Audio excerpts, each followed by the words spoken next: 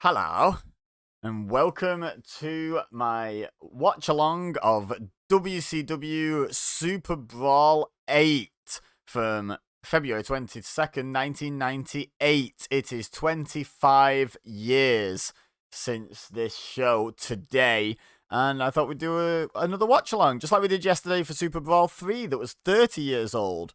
Only I'm hoping I enjoy this one a bit more because, oh my god, that show was a slog. If you like to hear me suffer, then definitely give that one a watch. Hopefully this one's better. This is my era of WCW. I got into WCW sometime in '97, I think it was. Possibly late '96, but I think it was sometime in '97. So this is like the height of my fandom of WCW, and this is obviously part of the fallout from that infamous Starcade where the WCW World Heavyweight Championship got vacated, and then the same two guys fought over it here at Super Brawl anyway. So what was the point in that, WCW? What was the point in that? Now, I should put a disclaimer out there for anyone who doesn't understand that copyright law is a thing. I will not be showing the entire show here on my YouTube channel. I will be starting the video for the first like 5 seconds just so you guys can check that we're in sync, and then it'll be fading to just a generic screen. You will need to be watching along on your own WWE Network account or Peacock if that allows for watching past things. I'm not sure. I don't have Peacock. I have WWE Network. Or whatever method you have for watching Super Brawl 8. Maybe you still have it on VHS. I don't know. But, yeah, so what I'm going to do is I'm going to allow you time to pause this video, go and get this screen up so it says exactly what my screen says, including the fact that it's paused at 000000. And then we're going to synchronize pressing play. I'm going to do a countdown, like 3, 2, 1, play, and then we get into it. We start the show off. You'll see the first few seconds to make sure you are, as in sync as you feel you need to be. Yeah, and then away we go. So, without further ado, I've given you plenty of opportunity to pause. If you've not paused and done it yet, do it now, because I'm about to count down. We're about to press play in 3, 2, 1, and hopefully you heard that, but it's 1, 2, 3, 4, 5. You see that? Okay, right, now we're going to fade. And we're going to watch this. I will not be skipping the intro, by the way, don't worry.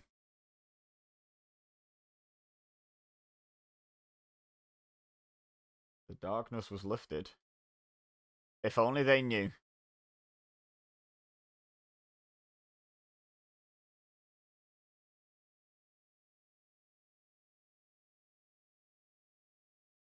I love this era of Sting so much.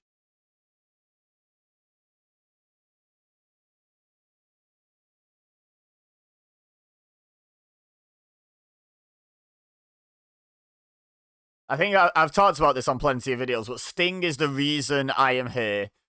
Sting is what captured Little Ibeza's imagination as a wrestling fan. And that was Sting was why I carried on watching when I accidentally stumbled across WCW. So yeah, that's why this channel exists. That's why I'm recording this video right now. That's why you are hearing the sound of my voice, most likely, unless you've discovered me through something else, through another one of my channels, and then come over here. But most likely, the reason you're hearing my voice is Sting! Speaking of the guy who does that, there's Tony Schiavone in the middle, Mike Tenay, and Bobby Heenan. What a better announced team than the one I had to put up with yesterday for Super Brawl 3. Tony Schiavone and Jesse Ventura was a slog. Yes, they will.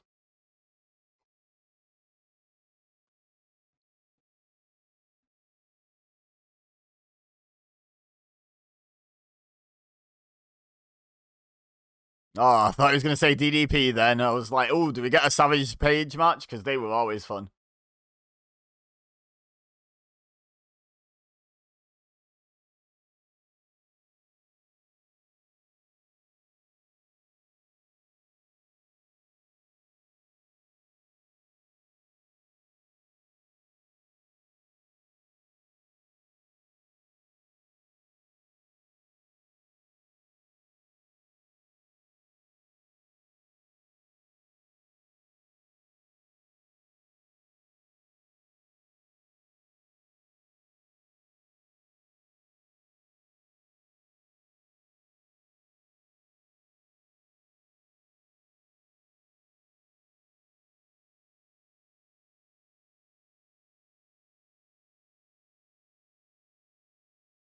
That's a big claim, isn't it? I mean, it's pretty big, to be fair.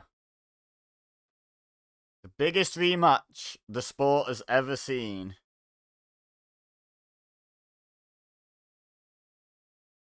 That's quite the claim. So we're kicking things off.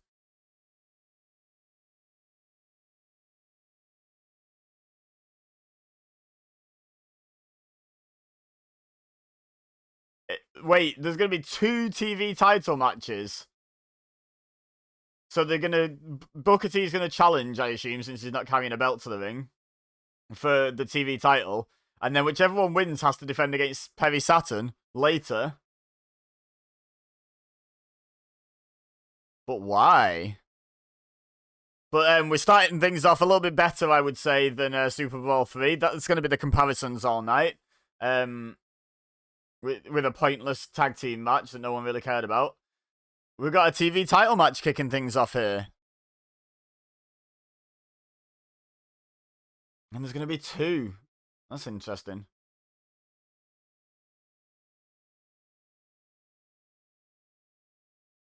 Rick Martel.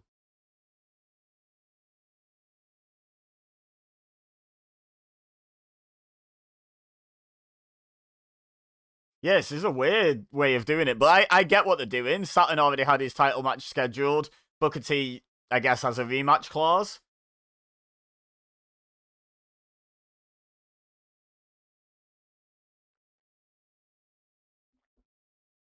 Rick Martel, though, in 1998.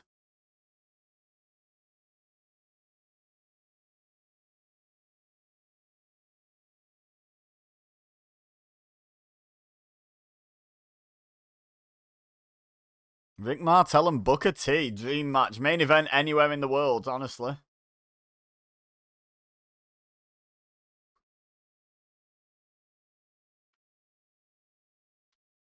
So, yeah, I don't remember this little story with the TV title. Interesting little way of doing things. Something I did yesterday in the Super Bowl 3 video was because I don't really remember results from wrestling that well going back this far. I did predictions. I didn't know anything from Super Bowl 3. So I did predictions, and I did alright, I think. I think I did better than 50%. I don't know if you guys think that's a good idea or not, but I might do it again here in this video. I'm gonna go with Booker T. It was supposed... But why would they have put the title on Martel just to put it back on Booker T to do the match with Saturn anyway? Yeah, I'm gonna go with it. I'm gonna go with Booker T to pick up the win here and take the TV title back off Rick Martel. But yeah, let me know in the comments if you think that's a good idea. I won't do it on shows where I remember a lot of what's gone on, like where I remember a lot of the results, because that seems a bit silly. But when I don't, like this, I have no idea who wins out of Booker T and Rick Martel. If this had been a match with Booker T coming in as champion, I'd have been like, I'm pretty sure Booker T wins because I don't even think Rick Martel ever held the TV title. Shows what I know about this era, doesn't it? So, yeah, but I'm going to go with Booker T. Let's go for it.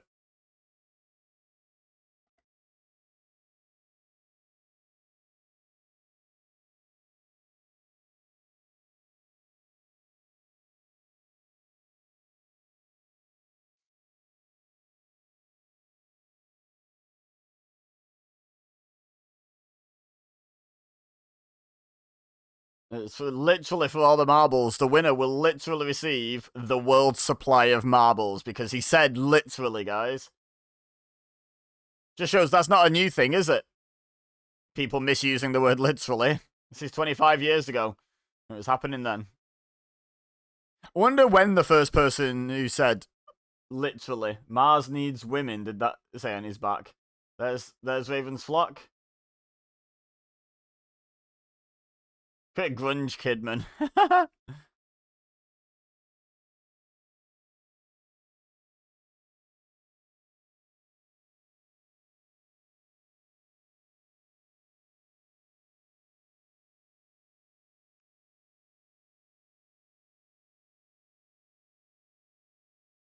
I thought you were gonna make a point then, Tony Schiavone. You know, Raven says he's from the Bowery. Anyway, this match, like, he didn't go anywhere with that. That was weird.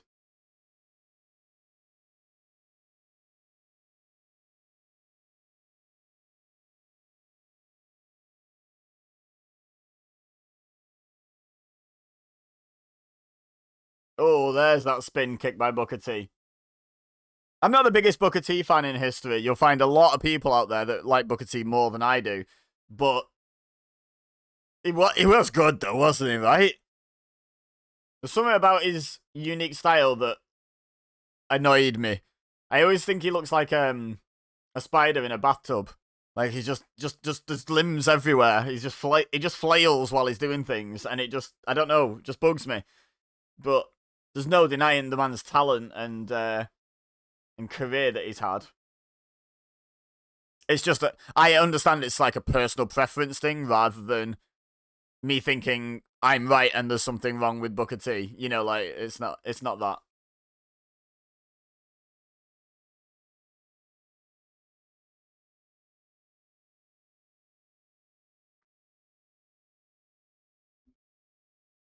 Oh, nice roll through. Oh, that was a good super kick. Well, side kick apparently.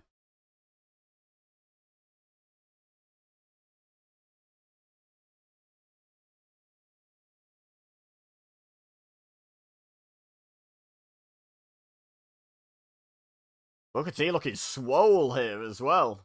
Big boy at this point, wasn't he?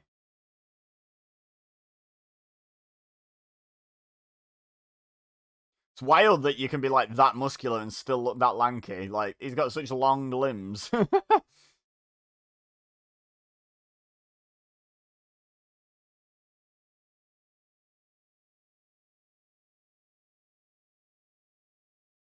I wonder if there was that because it's like two to 3 years from now, Booker T's been WCW World Champion a few times.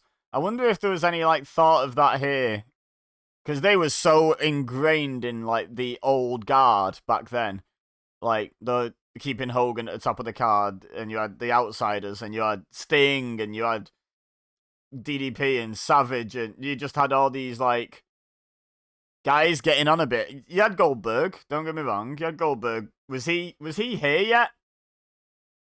I think he'd debuted by now, but wasn't like the main eventer yet.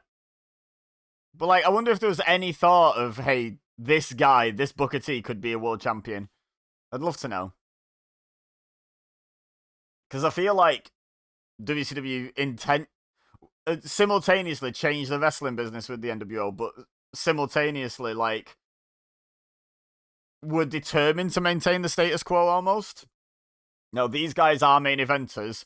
These guys are mid-carders. These guys are openers. We don't need to move anyone around particularly. That'd be my main criticism looking back on WCW now. Because I still look back fondly on WCW from this era. And to be honest, and this is an unpopular opinion among many, I actually quite like the 2000 to 2001, like, the death of WCW era, where, like, I've gone back and watched that on the network, and I've thoroughly enjoyed myself.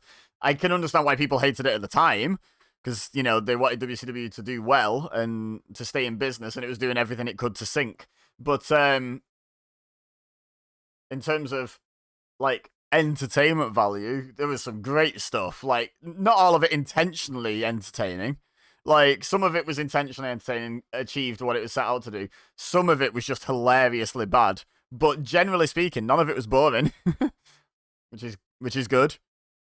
Good wrestling is better than bad wrestling is better than boring wrestling. My problem with Super Brawl 3 when I watched it yesterday was most of that was boring wrestling and the rest of it was mostly bad with a couple of bits of good. And that's just a bad show, if that's your ratio, isn't it? Whereas this has been a good opener. Much higher paced. Like, there's 5 years difference between this, and you can see the difference in tempo. Spinaroonie up out of a missed elbow drop. I like that. I like him using the Spinaroonie as like almost like a practical use instead of just a taunt. I mean, let's be honest, it's iconic as a taunt, isn't it? Like, we get it. In WWE, it became iconic. But Using it as just like a way to quickly get up after you've missed an elbow drop, as an example there. That was pretty fun.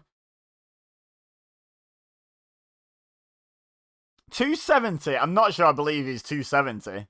He's a big boy, but I'm not sure he's 270. I don't. What? Actually? No, I feel like that's slightly exaggerated, right? Put him maybe 240, 250. I don't know why I still question wrestling weights. It's always exaggerated, isn't it? Let's be honest. Probably still to this day. Actually, I don't feel like it is as much these days. I feel like you get some, at least more honest weights, if not completely honest.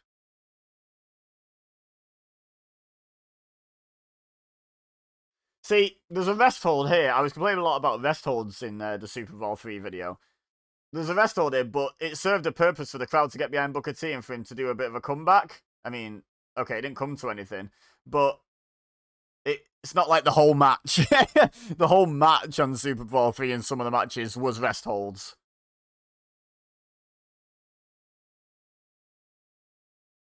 Quebec Crab. Grab that rope, dummy. Stop underselling it, Heenan. We know he can reach, but you've got to build the drama.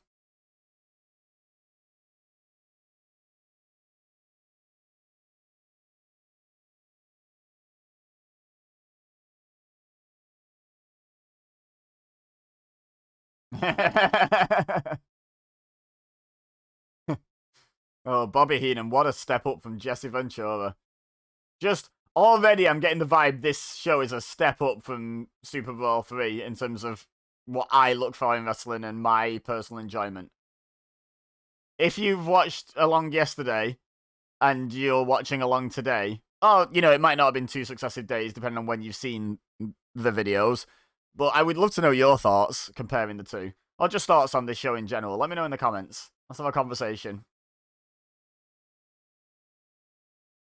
Let's have a conversation about the golden era of WCW.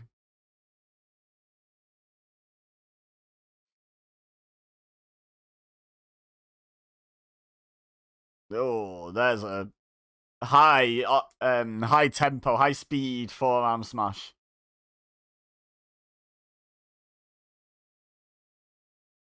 That was a quick count, ref. Well, Heenan. There's the scissors kick. Not his finisher though. Didn't he use like the missile drop kick, or maybe even the Harlem Hangover? Oh, that's a nice spinebuster. Looks like it's going into a flapjack, then just catches it and pushes it into a spinebuster. Very nice. Wait, why is he going up facing backwards? What's he thinking here? Thinking a crossbody, but Martel ducked.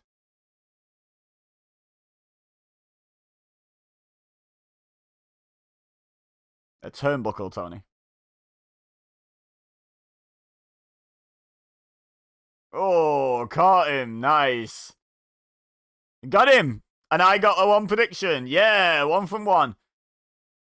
Wait, are they doing the Saturn match now?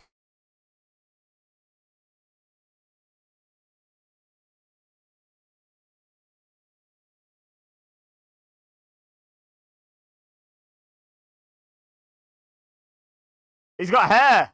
What's happening? Why has he got hair? Why has Saturn got hair? I don't like this. Wait, are they starting the match? Oh, okay. I have to make a prediction here.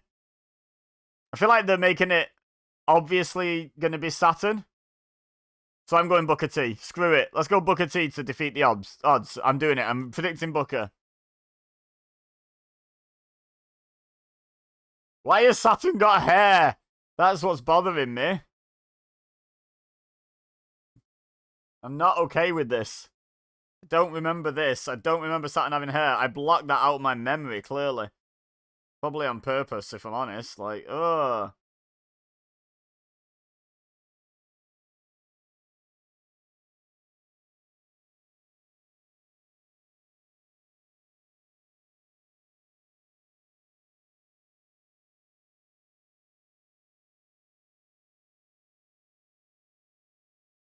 Lot of titles. Lot of title matches.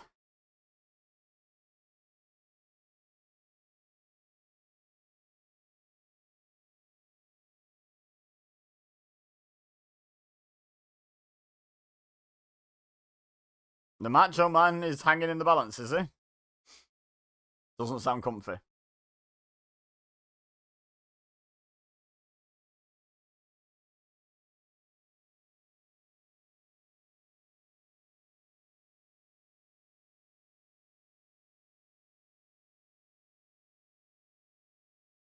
So who have the Flock got in their back pocket? Because like the NWO at this point, do we know about Eric Bischoff in '98? I think we must do, right? But why are the Flock getting favors like managing to get this match at all with Booker T or Vic Martel being weakened from having a match first, and B getting it to go on next? Like who signed off on that? Who's on the Flock's payroll in the management booking committee?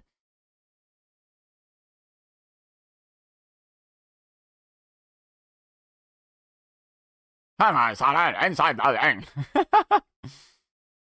Not like a South Park Canadian. Come on, buddy, get in the ring, buddy. That's your buddy, guy. I'm gonna count you out, friend.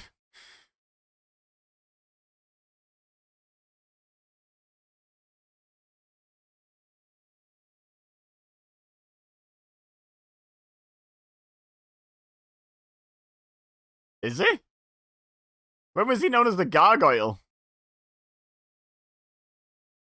I don't remember anything about this version of Saturn. I remember Saturn being in the Flock and eventually breaking free and yada yada yada. I remember the story, but the Gargoyle? Hair? Huh, raised in the roof?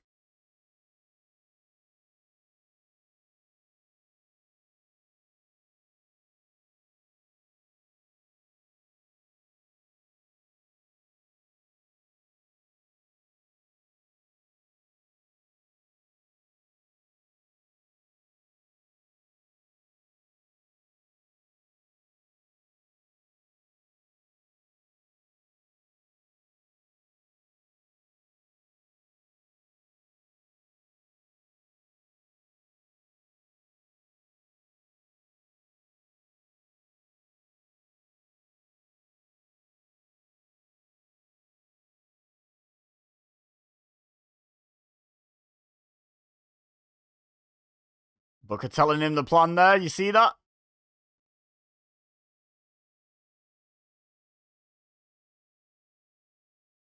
He did pick him up. Can't argue with that, Tony.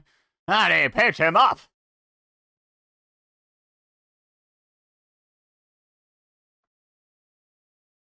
What a maneuver! It's been another good match. I mean, Saturn Booker T is a good match, shouldn't surprise anyone who knows the wrestling, but still, you know, everyone's capable of a miss, aren't they? Everyone's capable of having bad chemistry or whatever. There's been a couple of, like, clunky looking bits. Oh. Got him.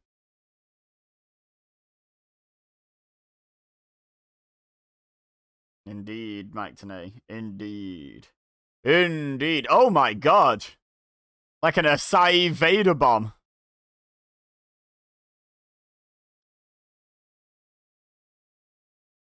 That was pretty wild. Yeah, that was a mistake, wasn't it, Saturn? I bet that hurt.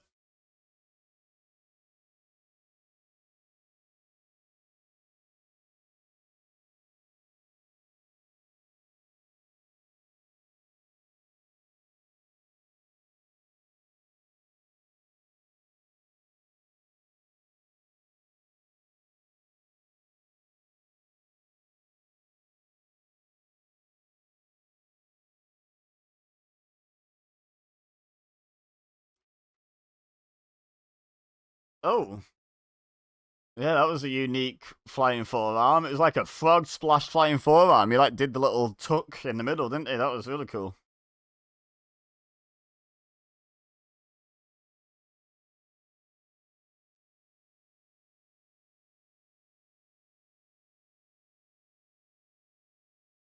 Oh, swing and a miss. So, was Booker T having a singles run here just because, like, you know, why not? Or were Harlem Heat broken up and Stevie Ray in the NWO by this point? I don't know my timeline that well. Like in terms of what happened relative to what, timing wise.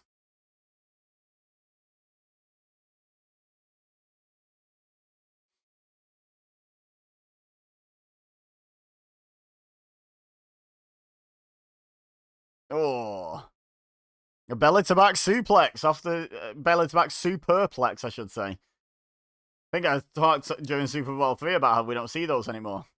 We don't, but they weren't extinct by 98, that's for sure, because we've already seen one.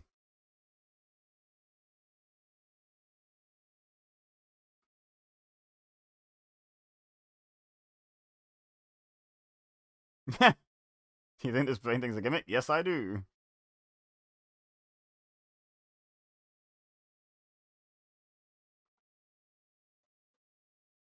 Saturn is not doing well at this ring positioning. He's getting these accidental rope breaks.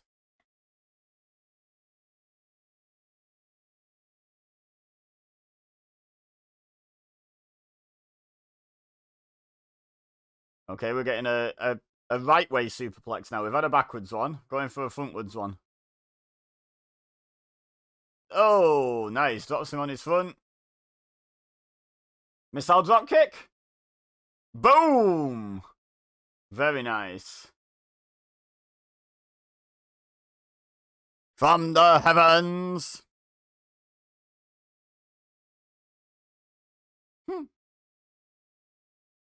Well, obviously.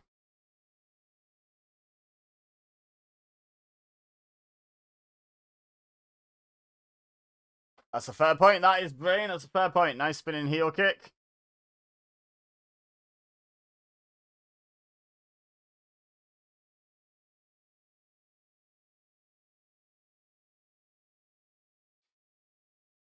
Oh, full Nelson. T-bone.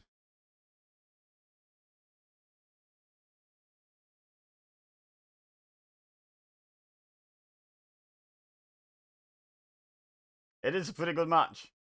Had a couple of good matches so far, I would say.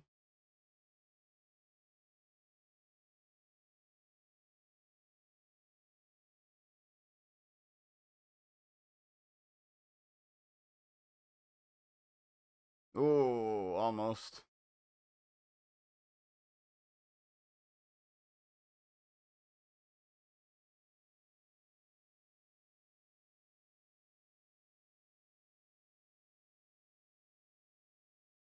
Another very nice suplex.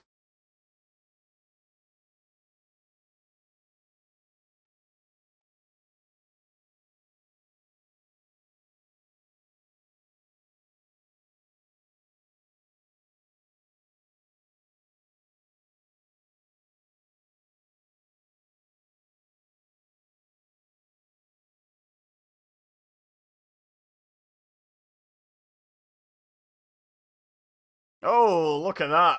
Standing springboard moonsault. As in, it was to a standing opponent. Very nice.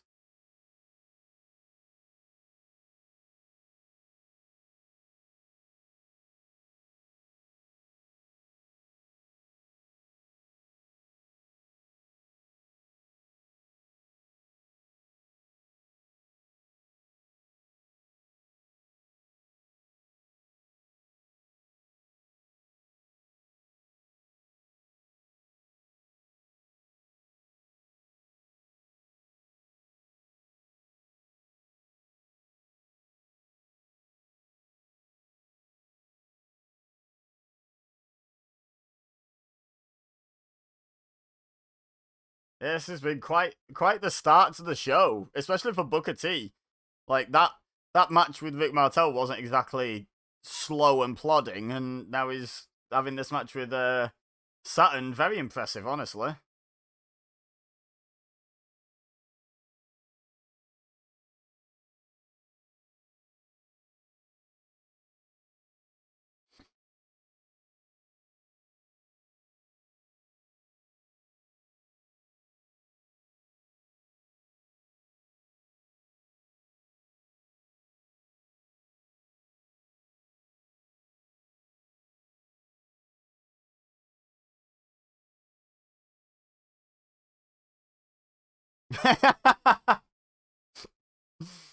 Go on, Bobby. See, Bobby Heenan is like as funny as Jesse Ventura thinks he is.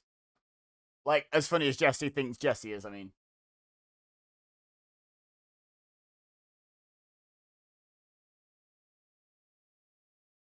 oh, Rick Martel suffering a torn ligament in his knee. Apparently, I wonder if that's kayfabe or legit.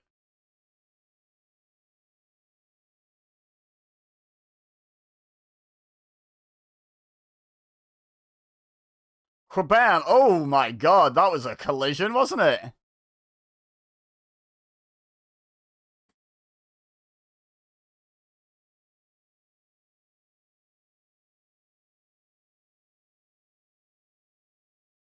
Twas quite the collision, twas.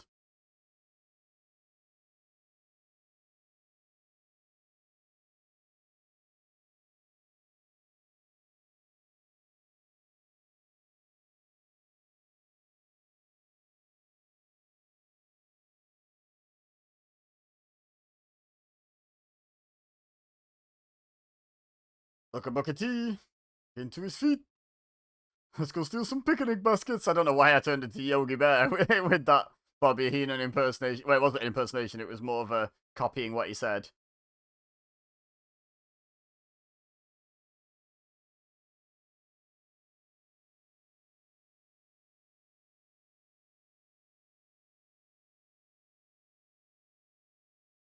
Scissor kick.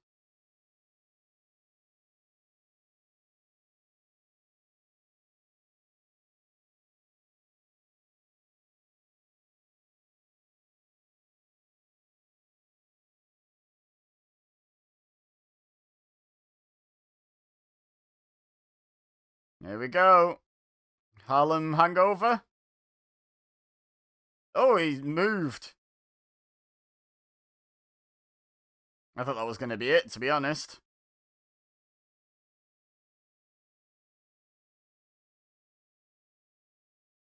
Oh. Nice Northern Lights. No, that's a German suplex, Tony Schiavone. That is not a gut wrench.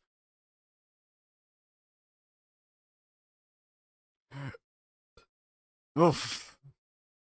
Kind of landed on his feet. Yeah, he got him, and I'm 2 for 2. Booker T's 2 for 2, and I'm 2 for 2, more importantly. Go on then, Booker. Thank you. Good start to the show. 2 back-to-back TV title matches. Maybe they did have something in mind for Booker T, because this is quite the star-making performance, honestly.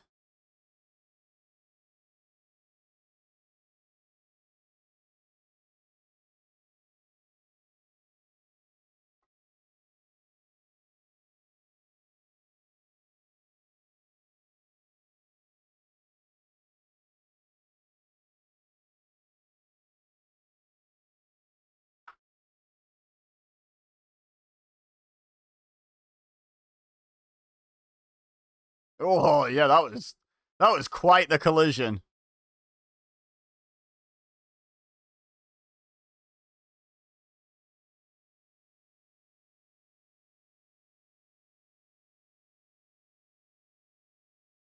Kablamo!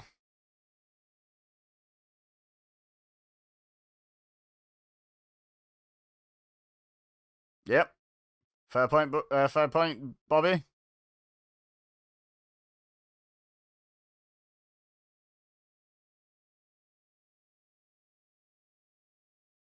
See what's up with the internet.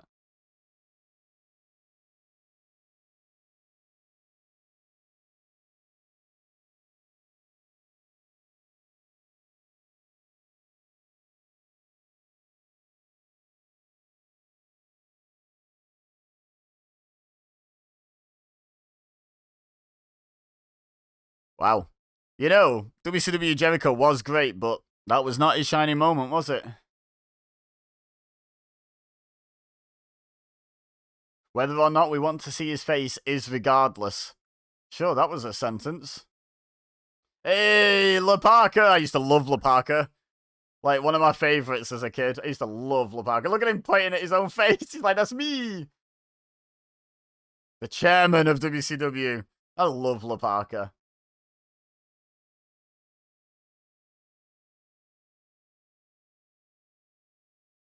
No idea what went down with all the, like, he's threatening the crowd with a chair.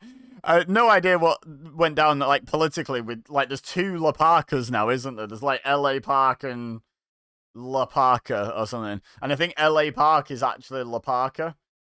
Like, this La Parka. I don't know. If anyone knows, like, the history of that and can be bothered typing it out and explaining it, feel free in the comments. Oh, God.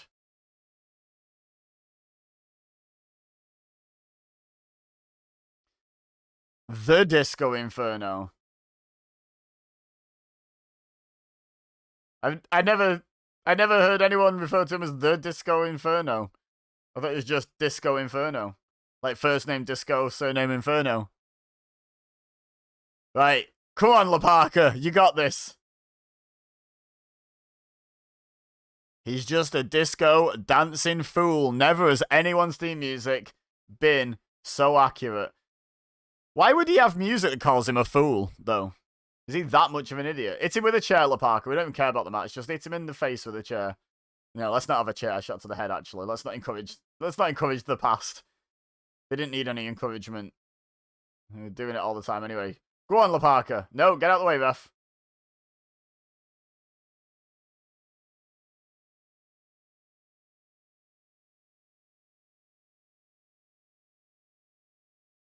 Hey, got him!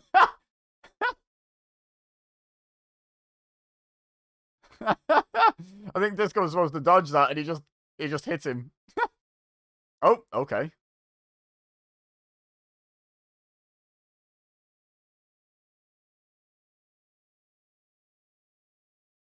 Power slam. Yes, La Parka. Oh, okay. I'm enjoying this. I'm predicting La Parka. I'm not even predicting with my head here. I'm predicting purely with my heart. La Parka for the win, right? It's gotta be. Did Disco ever win in WCW? Hopefully not. He puts on a power slam like it's a submission hold.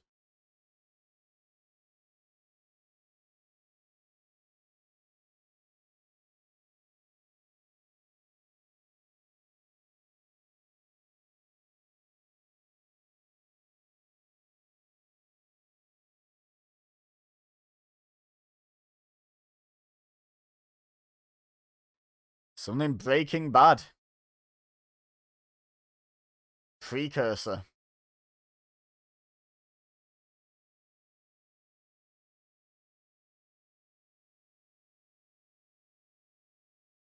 Oh, yes, a flying spinning wheel kick from La Parka. Get out of there, Disco. Oh, hey up. Here he goes. Incoming! Oh, that was beautiful, actually. Yeah, count ref. 1, 2, 3. Victory for La Parka. It's a false count anywhere match now, I just decided. He's the chairman. He can make these sort of calls.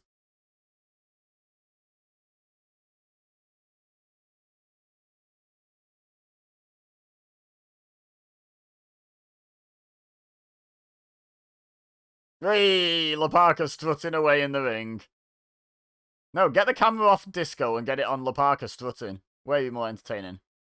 Ooh! A reverse. La Parka went for the Irish whip, Disco reversed, and La Parka re-reversed. Yeah, exactly, Mike Tenay. Mike Tenay spotted it. Mike Tenay knows what's up. I like Mike Tenay as a commentator. The professor.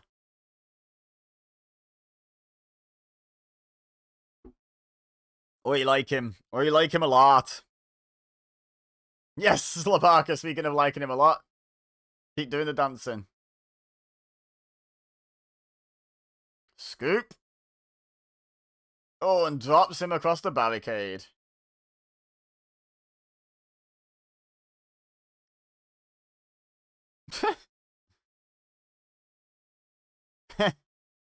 Oh, is La Parka the heel? Are we supposed to be cheering for Disco here? I'm starting to get that vibe, you know, because he's dominating as well. Well, we've had 2 babyface wins so far tonight, so we can definitely have a heel win. So come on, La Parka, let's go. Let's go. Thank you, Mike.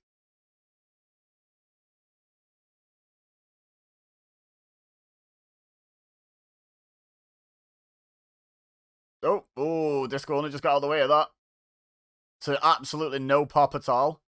We're going back outside, are we? What's... Is there a story going into this? Are these 2 rivals?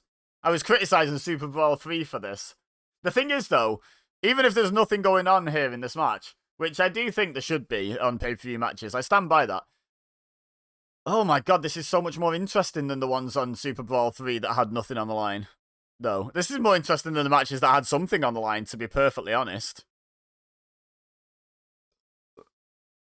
Like, I've been recording now for 42 minutes, give or take a few seconds, so the video's probably been going a little bit less than that. Maybe about 40, something like that. Maybe. But,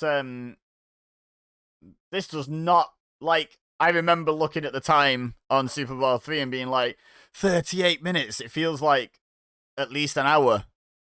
And on this one, I'm like, yeah, that feels about right, if not a little bit less, to be honest. It's flowing nicely, it's moving quickly. So it's a much better show already, in my opinion. And we've only had 5 wrestlers involved, and none of them have been like anywhere near main event status, but who cares? It's still been a much better start. They've got the pacing better now. The crowd are involved from the start instead of it starting boring and building to a pretty boring crescendo, to be honest. Yeah, we don't want to see a chartbuster.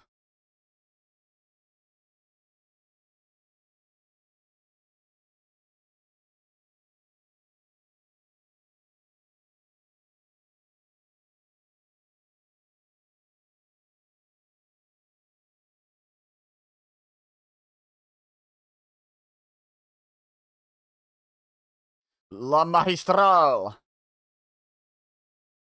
Yeah, there you go. Mike Tenay knows his stuff, calling it the Magistral Cradle. Hell yeah. Good lad. Oh! Titty slap.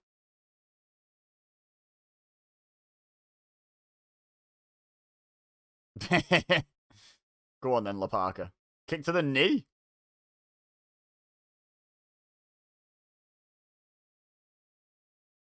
Nice drop kick.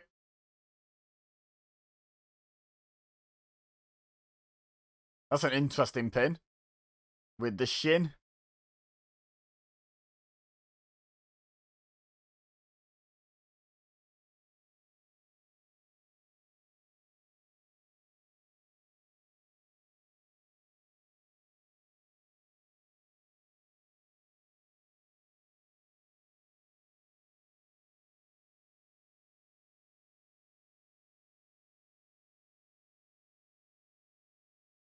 Go into the eyes. Go on, La Parka.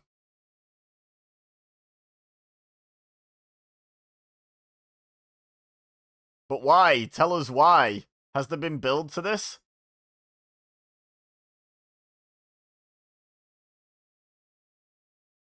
Oh, he down.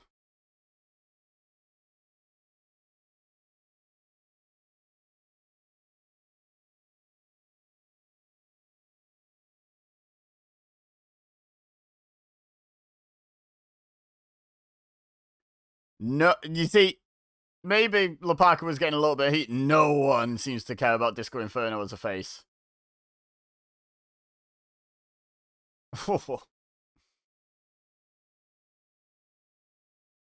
I don't know what La Parka's finish it was. Slash it is.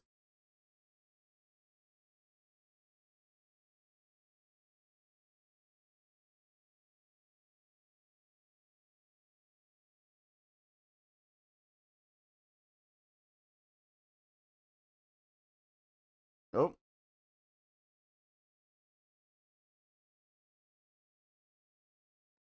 Let's have a Google. That was alright, I guess. It worked out in the end. La Parka finisher.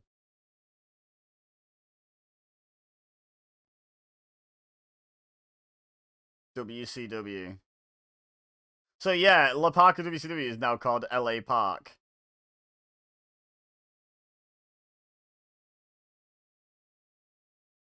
He's 57 and still wrestling, right?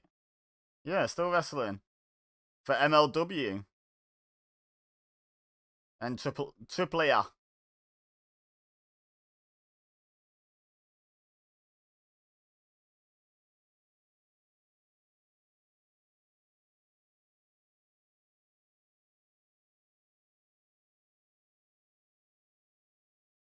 I want to know, like...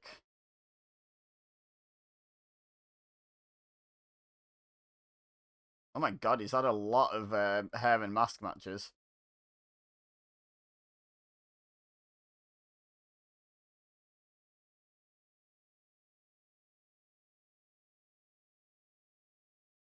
La Parka WCW finisher.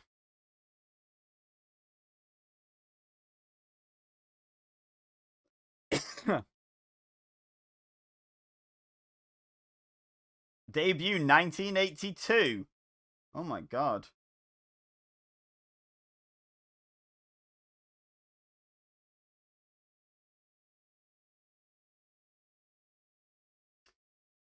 A spear, a power slam, and the La Parkinator.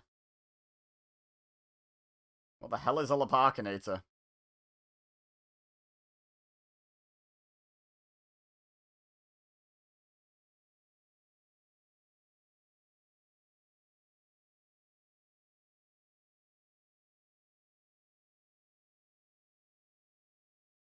Oh, I thought that was the end of the match then, and I'm Googling his finisher. He might still hit in this match.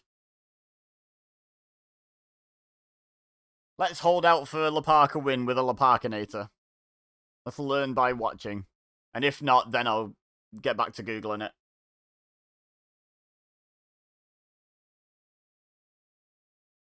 Yeah, chairman. He's having some vision problems, so he won't hear the chair shot.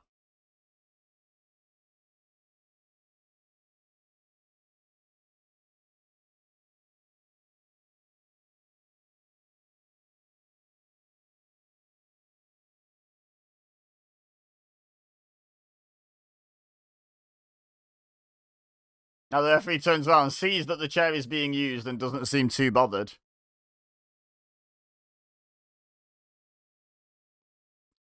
You better be about to disqualify Disco here if he throws the chairman at the chair.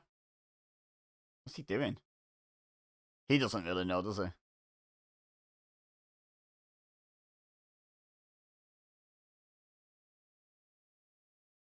Have a seat. Now what? What on earth is happening? Slap.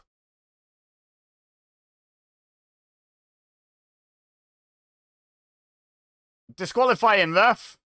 Use the chair. Yeah, you've only just had the chance to move the chair, have you, ref? No!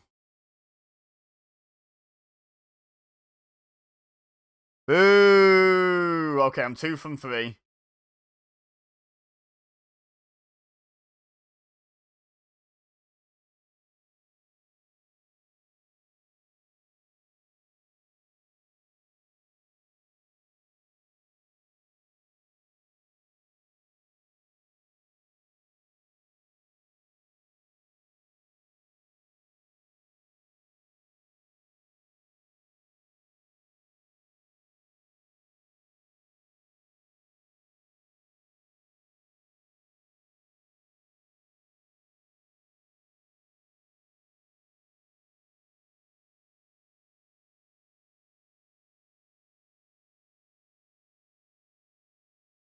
So it looks like it's like Lars Sullivan's Beast Slam thingy, whatever he called that, a little bit.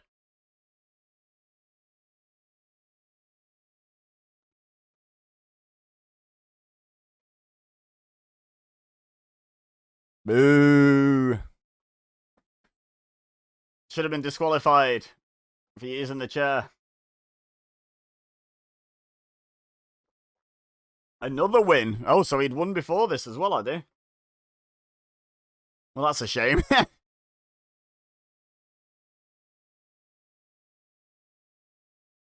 It's literally going to make it explode. That sounds dangerous.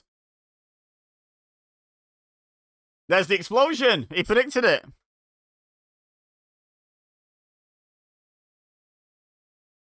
No, we just had the chairman.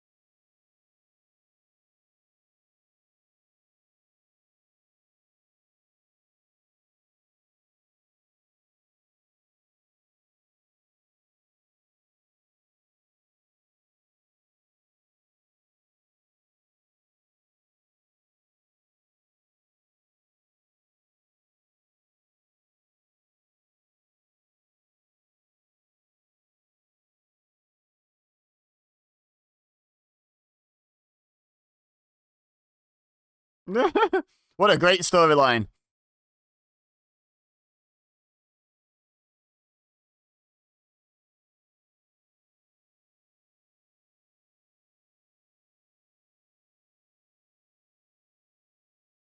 Yeah, I bet so many people cared.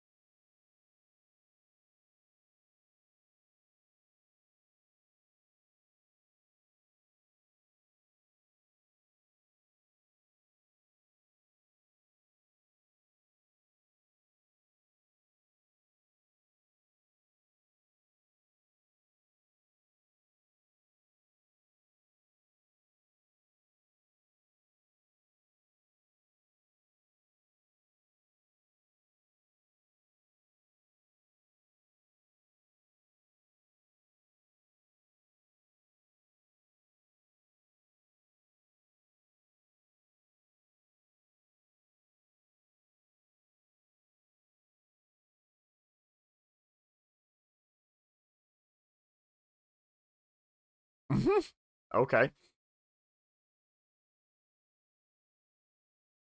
Oh, is that Lil H? Is that Lil H popping through the curtain like, hello? So that was riveting.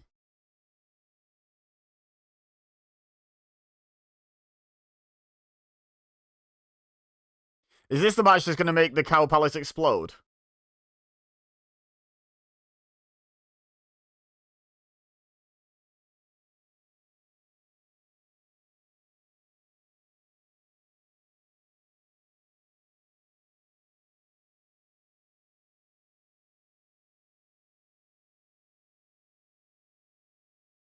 Oh, is it going to be Goldberg?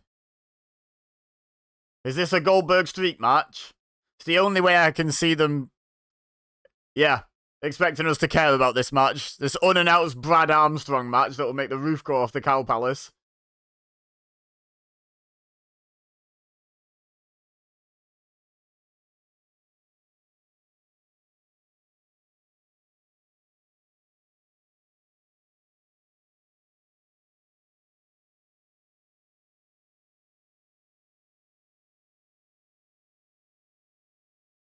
He's not had his walk from the locker room.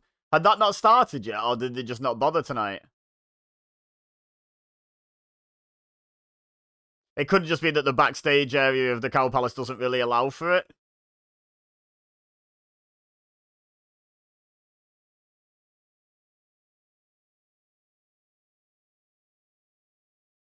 Mr. Goldberg.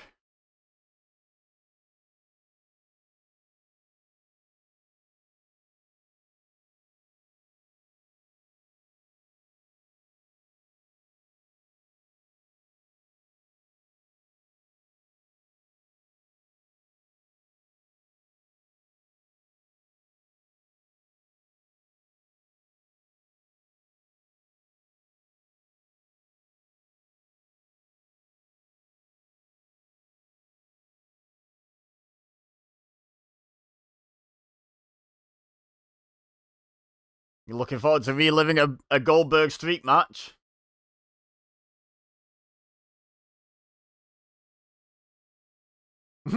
He's expecting more of a pop for a leg trip, wasn't he?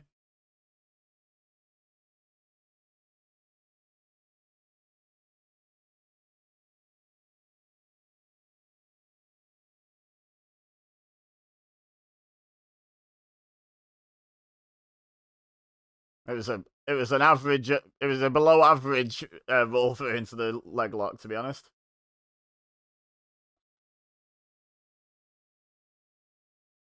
Whoop! Up he goes. Oh, no wonder he got over. Like his stuff was exciting, right?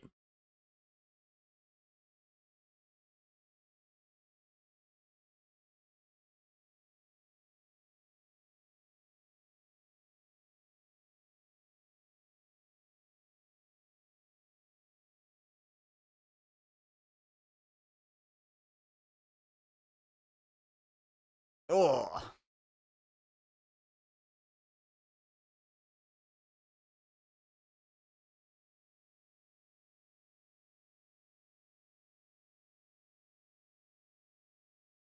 Into the eye. Nice. In the middle of a combination, though. You don't see that often.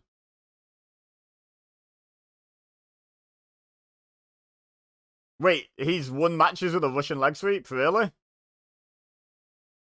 Oh my god. Yeah, me neither. That was amazing. I really like that.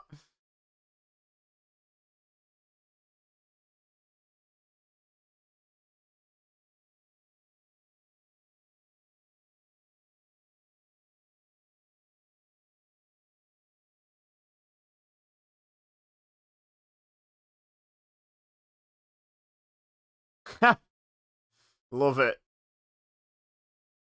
I loved me some Goldberg back in the day. And you can't blame me. Like, as a kid watching, that's just incredible, isn't it? Like, even now, I'm pretty excited for that. Like, that Goldberg was so dynamic and, like, yeah, just really enjoyable, like, dominant guy to watch. No wonder he got so over. Like, forget all the sort of more recent stuff, the should he beat Kevin Owens and all that stuff. This WCW Goldberg was just so fun. Kablamo! Have that. I want to see that pump handle suplex thing again, where he flipped him onto his front over his head. That was beautiful. No, we're not going to see it. We've skipped it. Boo!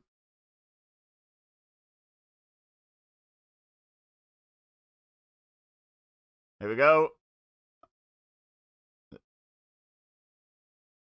Boom.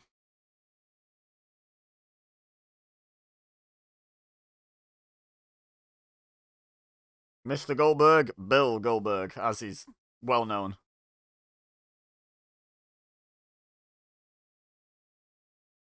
It's weird putting a moment from his entrance at the end of the replay, but they keep doing it. It's weird, but I don't hate it.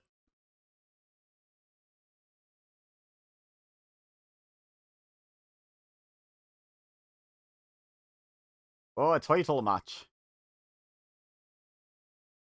Is this Eddie?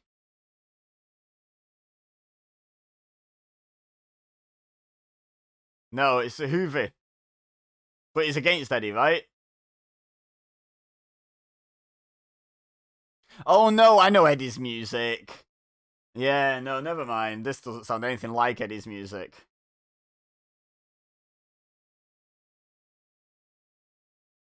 Now, I will say, I know that Juventud ends up not wearing a mask. And for me, personally, benefits from it. Maybe an unpopular opinion, especially amongst Lucha Libre fans. I prefer maskless. Oh. Oh, it's against Jericho with Jericho's WWE music. Could they not use his WCW music in on the network or something?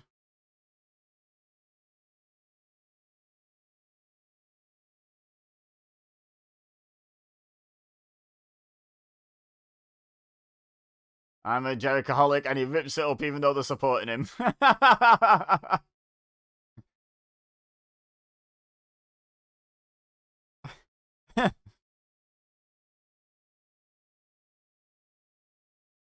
Wait, did these jackets say roll your no or something?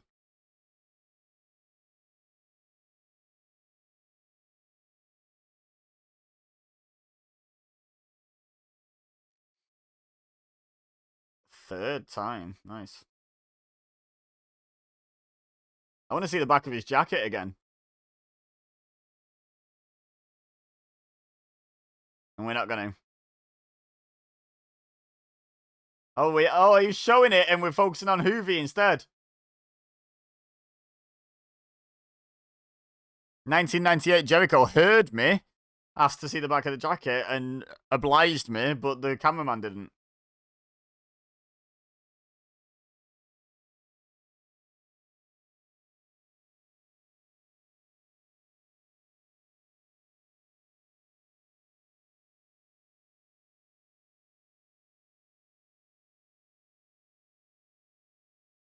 His binky. We've had a binky sighting.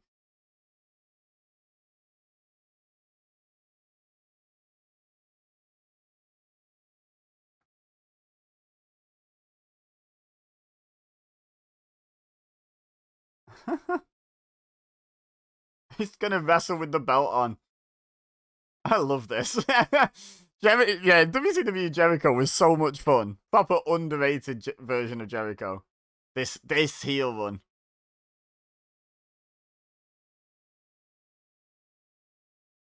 That's part of my attire, ref. What are you on about?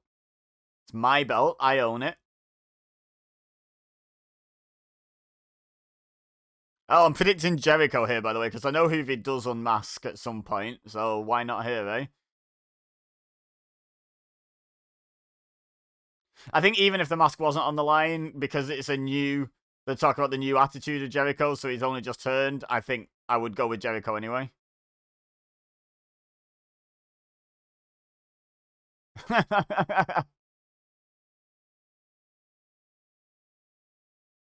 Oh, I was predicting Goldberg for the previous match, by the way. Duh. I know where the streak ends, so yeah, I didn't even say it, but yeah, definitely predicted Goldberg. So that's 3 out of 4. I feel pretty good about this one as well. I reckon I'm going to be 4 from 5. But yeah, we're currently 3 from 4. Both Booker T matches correct. Then I got the next one wrong, which was La Parka and Disco. So that's 2 from 3. And then I'd never actually said it out loud. I never even thought to do a prediction on it. But yeah, Goldberg to beat literally anyone at this stage in WCW is a good bet, right? So yeah, 3 out of 4. Like Meatloaf said, not bad. Oh, sorry about that. I just banged my. I had a sore point on my leg. I went to look down at it and I just banged my earphone off my mic pop filter. So that might have made quite the loud clang. I apologize. Oh, a springboard spinning wheel kick. Not bad. Not bad.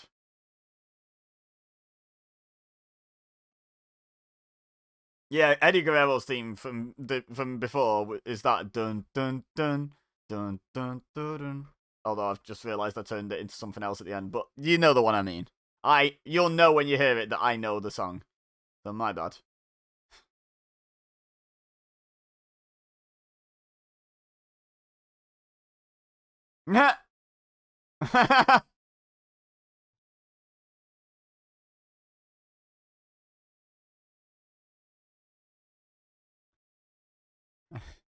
I love Jericho.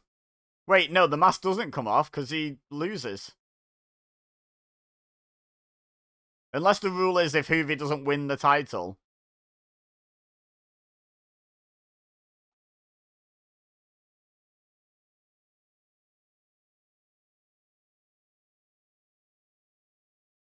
Yeah.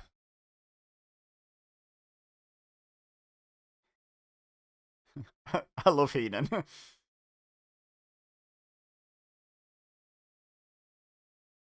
You talking about me? The commentary is so much better. The action is so much better than Super Brawl 3. Like, the commentary is so much better. The matches are better. Like, just the pacing is better. The build is better. The lower card matches, for the most part, seem to have some sort of reason behind them. What a difference 5 years has made. Honestly. God, that the height he used to get on that springboard dropkick compared with now. I can fly too.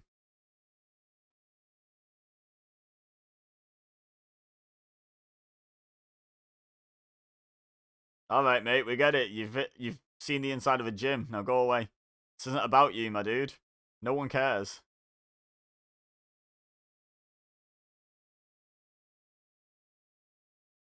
Imagine going to a wrestling show and being like, I think I'll wear a vest and constantly flex. Because it's obviously about me. People are tuning in to see me flex my biceps.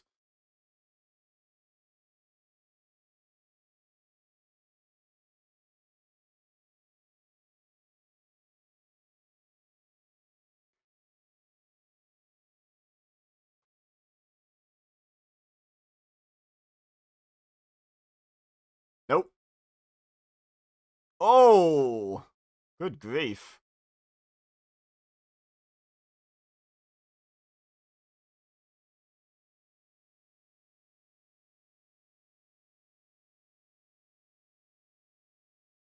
I was going to ask why Jericho has like a black armband if it was in memorial of someone, but it seems to have been like, you know that tape they always use on like shoulder injuries now? Maybe it was a piece of that for whatever reason. Maybe just like a slight injury. Come on, baby.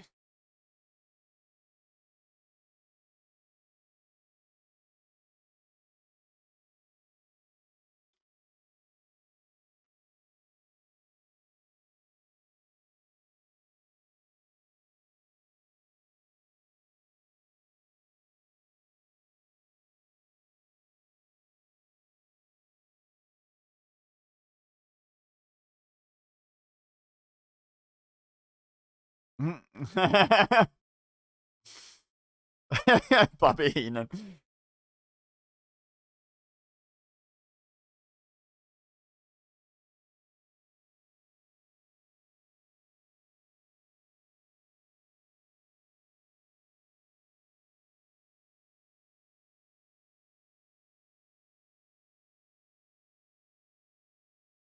Counting along with the ref. I like that little detail as well.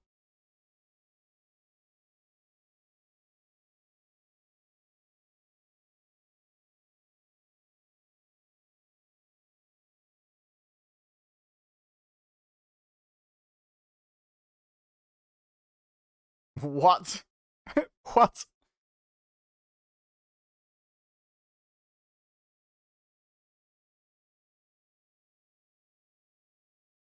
Could be. I love how that's the most amazing possibility. He could be doing anything. He could be talking to a guy. No, he could be flapping his arms and flying around outside. No, he could be talking to a guy.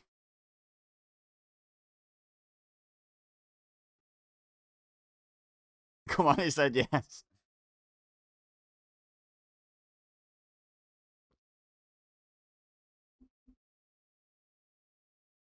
Letting go of a submission because he just decided he won.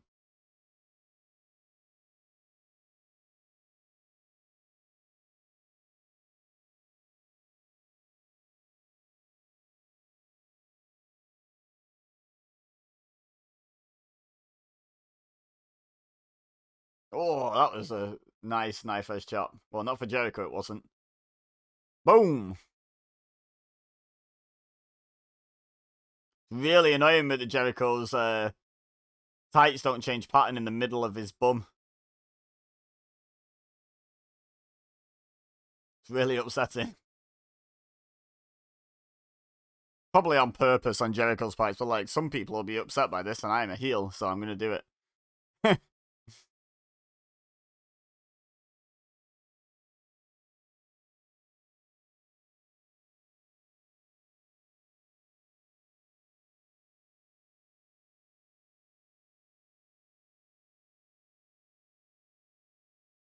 Nope. Oh. Oh, okay. I thought we were about to see a Poison Banner in 1998 for a second then. More likely a victory roll if Hoovy was going to do anything from that position, to be fair. Jericho going for a moonsault? Oh. Oh! That's one way to bump to the outside.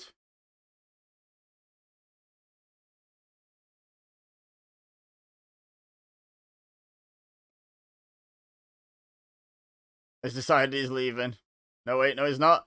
Hoovy! Oh my god. Got some distance there.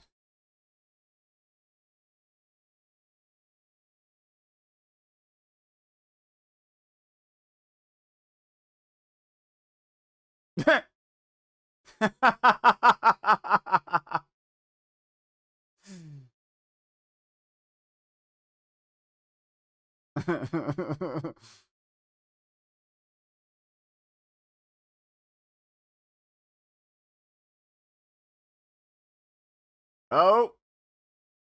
Hoovy driver, right? Oh, going 450.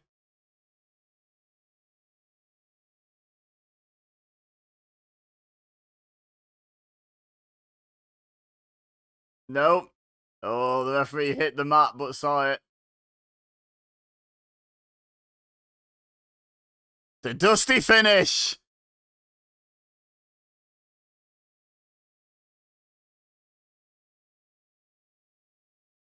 Jericho's hand was on the rope. There's no argument, Tony. It was. Oh, to the back of the knee. The thing is, though, Mickey J looked at it, then counted 3, and I went, no, not a 3. Just don't count 3. Supposed to have good reflexes. Supposed to stop counting the moment they lift the shoulder, for example. Like there. Why didn't he just count 3 then? Because, you know, he didn't have time to react. I mean, it wouldn't have made the dusty finish, like, but still.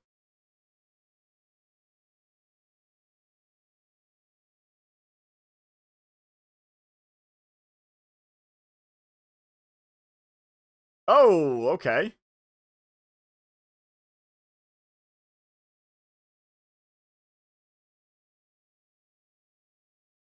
One, two, and... Someone's starting up the chainsaw.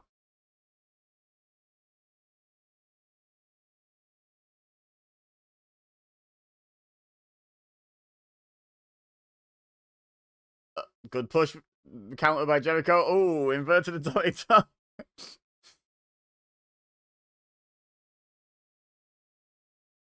Now what? Now what's Hoovy doing? Something crazy. Springboard.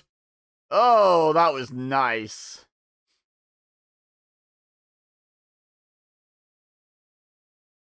Why did he sit on him? Oh.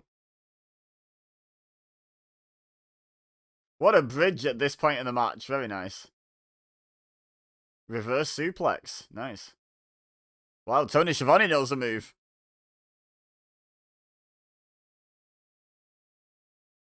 Swing and a miss.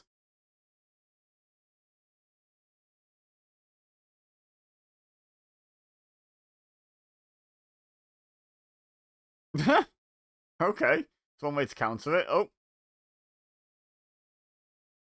His shoulders are up between 1 and 2 as well.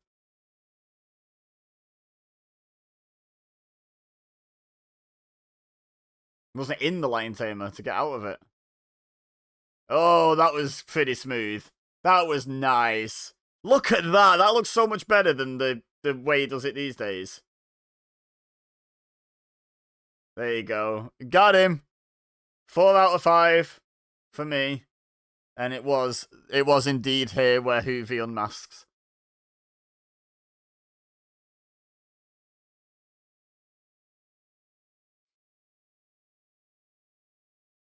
Take off the mask. Lift my arm again, ref. He's such a diva. I love it. Love this over Jericho.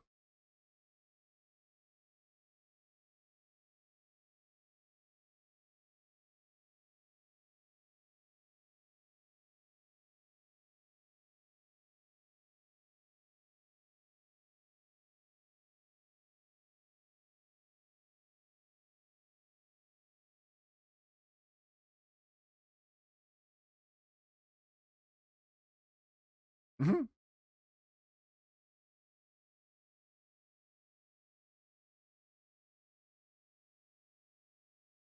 Why did he rip up a guy's sign if he's pretending he has fans?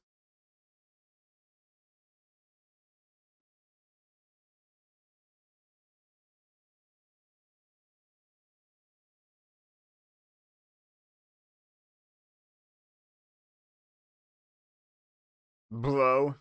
Bruh. Would it be something if it was Okerlund under there?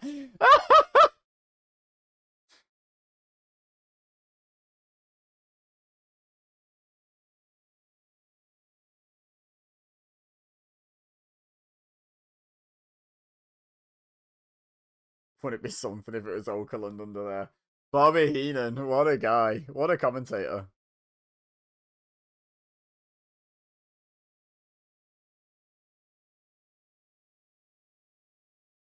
Come on, Quasi.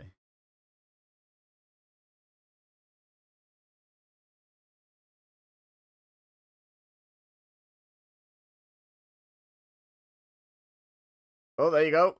There's his face.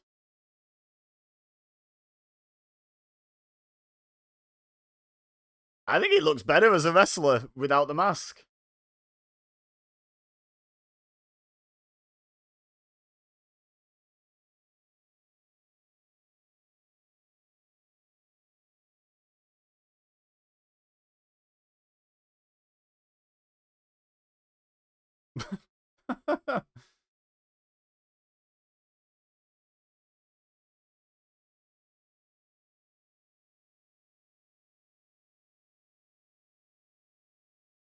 Another victim of Eric Bischoff's obsession with no one wearing masks.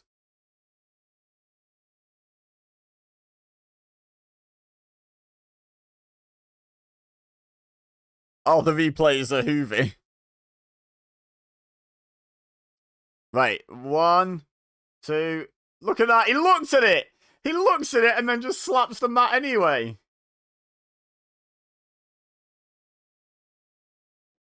This was nice. This was really well executed. Yeah, like there, boom. Very nice. I got it, mate. There's your winner.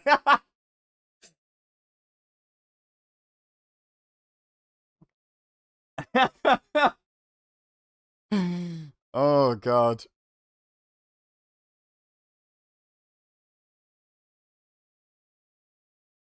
I love Bobby Heenan.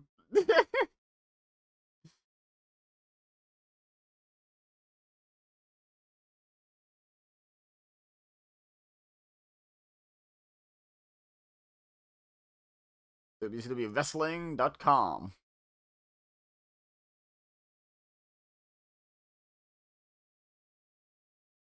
Is this going to be the first person to appear on both shows that I watched back-to-back days?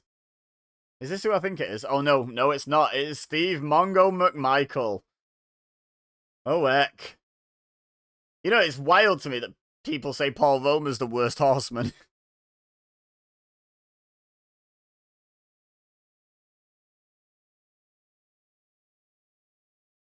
Like, no disrespect to Steve McMichael, the man. You know, obviously, I know he's in very ill health these days. I hope he hasn't actually passed, because that's an understatement if he has.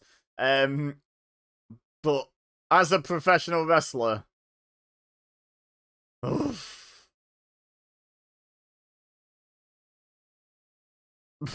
Who far?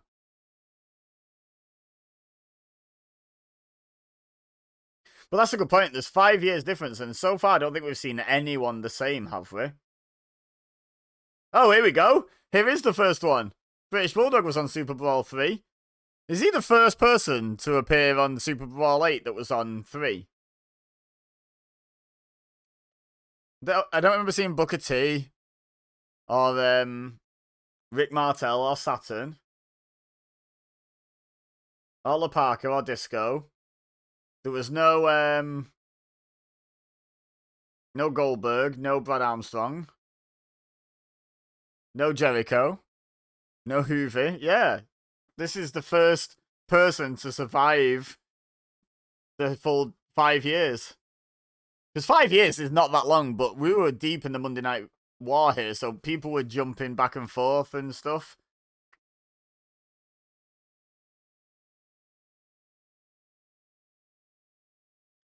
Like, think about, like, Austin and Pillman had both jumped ship. I'm not even sure. Had Pillman passed by this point? I can't remember what year it was that Pillman passed away. But they both definitely left for WWF by this point.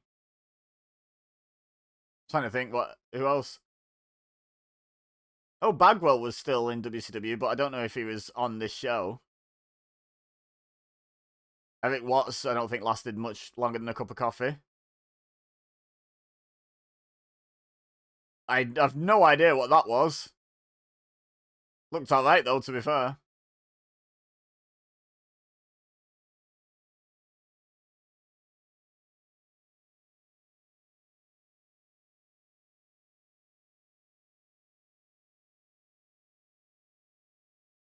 We know Sting's on both, because Sting's in the main event of both.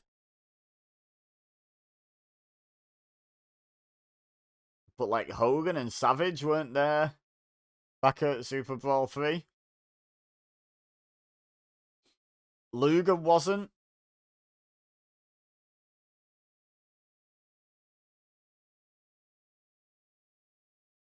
I don't think. He certainly wasn't on the show, was he?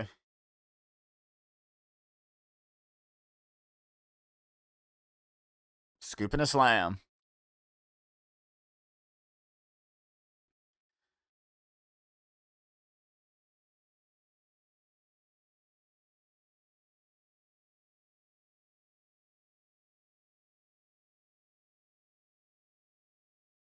Of course, one thing that didn't survive. Oh, okay. When Sharpshooter. Yeah, one thing that didn't survive from Super Bowl 3 to 8 is Bulldog's braids. They're long gone.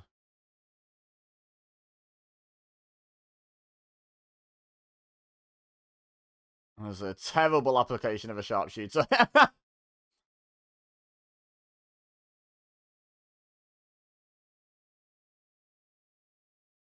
Look at the pressure on that lower back. Completely straight. Completely straight, as if he was just lying down having a chill. So, you know, like, you can lie on your bed watching TV and you're on your front and you're stretched out and then you cross your legs over and bend them so they're up they're up in the air, crossed over. That's how painful that sharpshooter looked right there.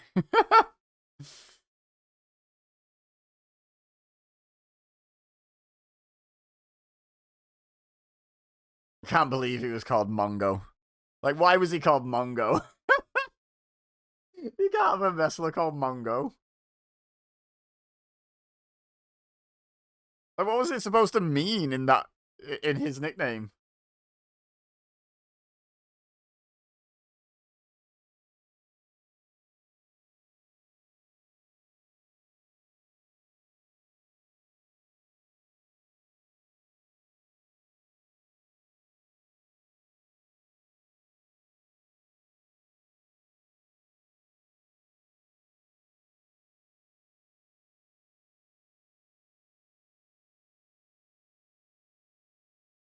Oh, bye, Felicia.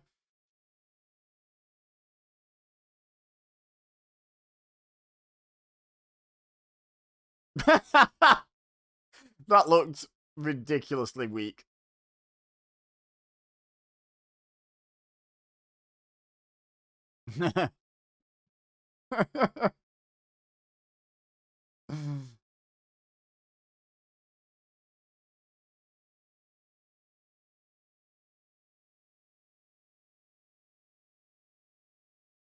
But you're saying this match had build as well. Wild.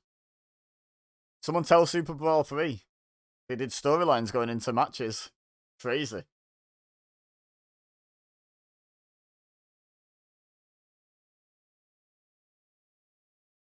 I've noticed a distinct lack of rubbish, weird vignettes revolving around the strap match as well on this Super Bowl.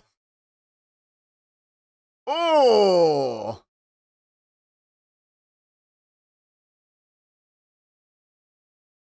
I just think that has to hurt so much.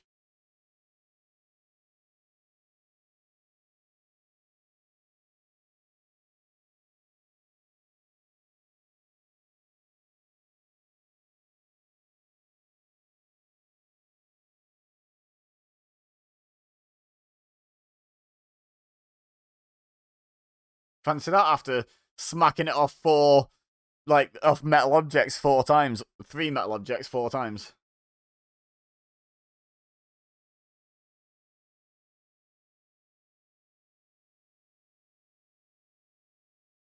What the hell was that?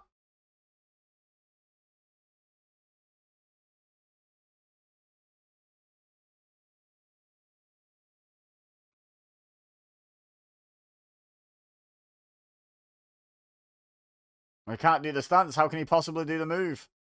There you go. Still hit it.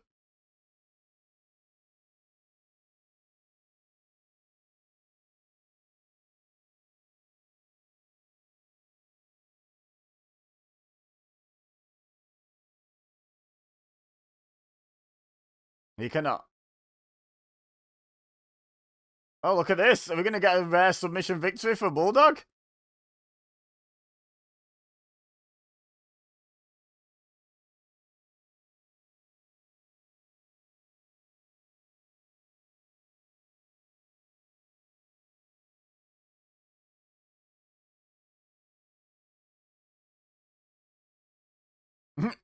Who's in more pain? Got him. Oh, I didn't predict this one.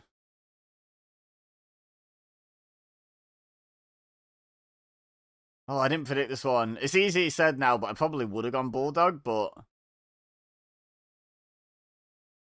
I'm not going to give myself that. I'm going to stay with 4 out of 5 and just call this one a miss. I honestly would have gone Bulldog.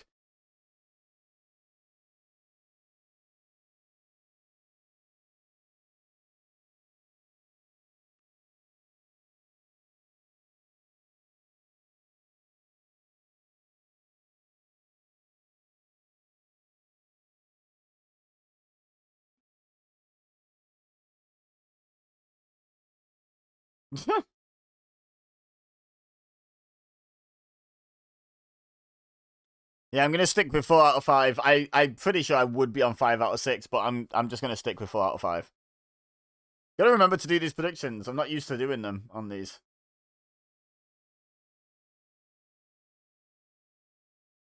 Okay. Is this who I think it is? It is. Someone else who was on Super Bowl 3.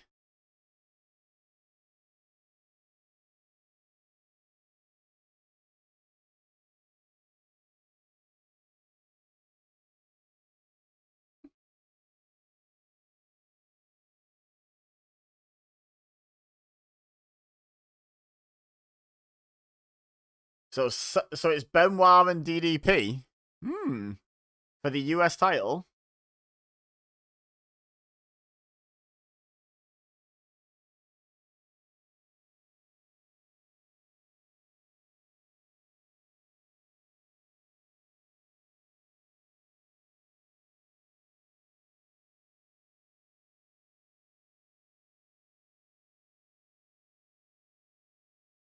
The blatant Nirvana knockoff music.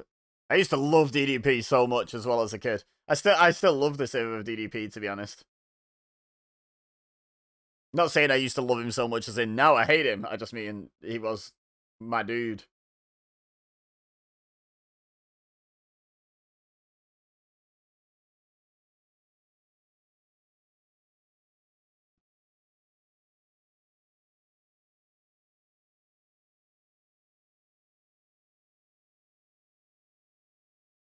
I'm going to predict DDP to win this. But I'm not confident in that. Benoit could easily win this. But yeah, we've now had 2 people actually appear on both Super Bowl 3 and 8.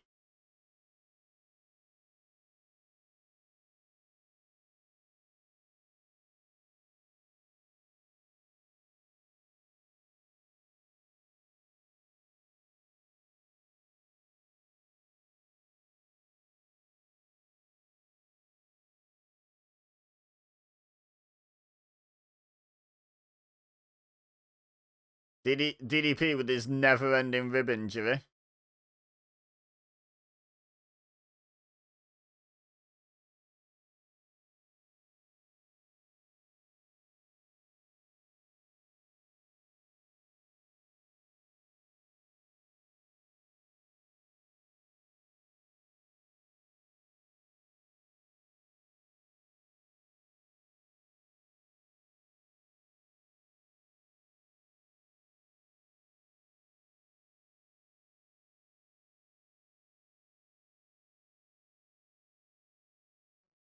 Does that cartwheel so casually.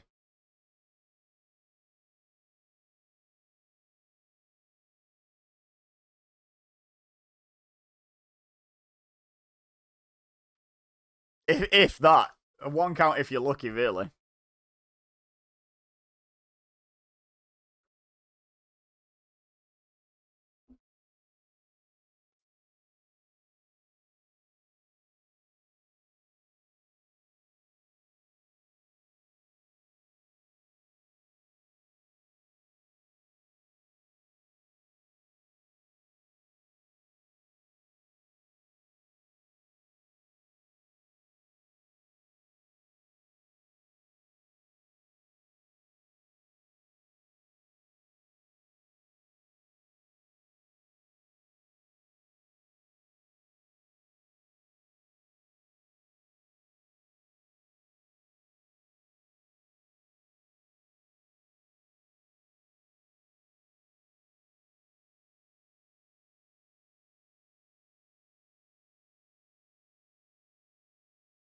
No.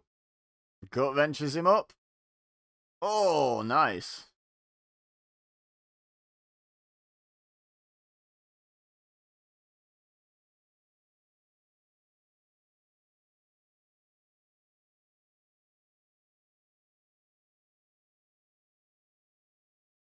We've just been talking about how DDP just has a diamond cutter. And then it's like, yeah, but all great champions have more than one maneuver. Name Paige's other match winning move. Go ahead, Tony. I'll give you time.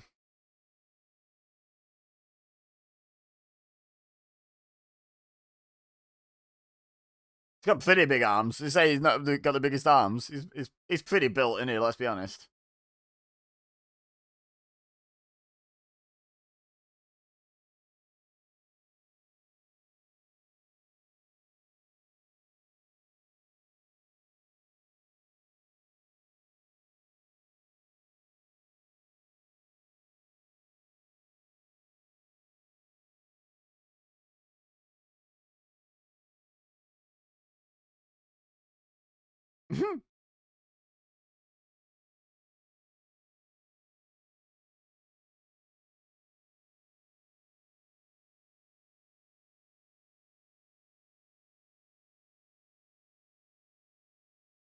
That's a weird claim.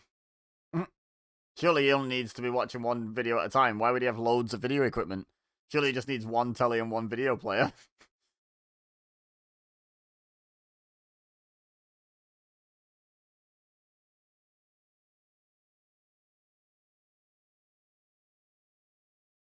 He's on his toes the whole time.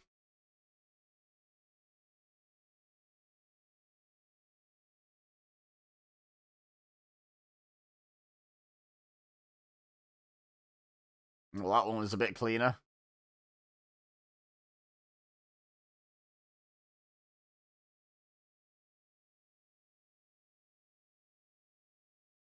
Oofed.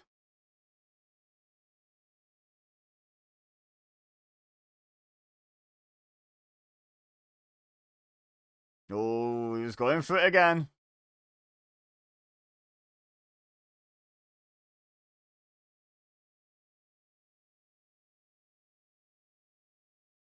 Oh, go away with your stupid arms. God, that guy's an idiot.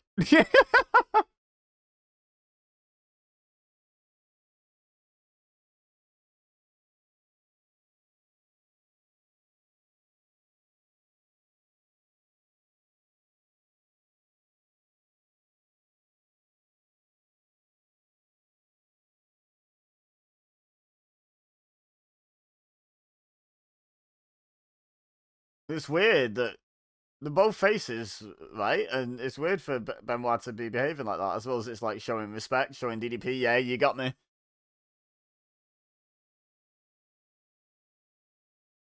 Oh, oh!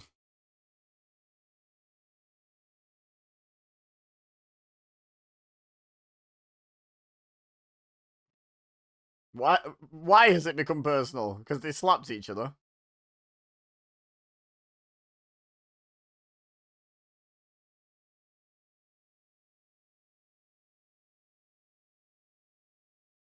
Oh, Ooh, cheeky shot.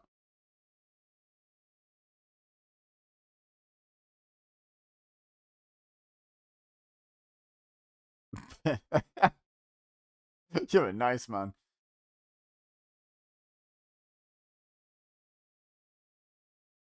Okay. Okay. Don't hate that. That was pretty nice, actually. That was pretty nice.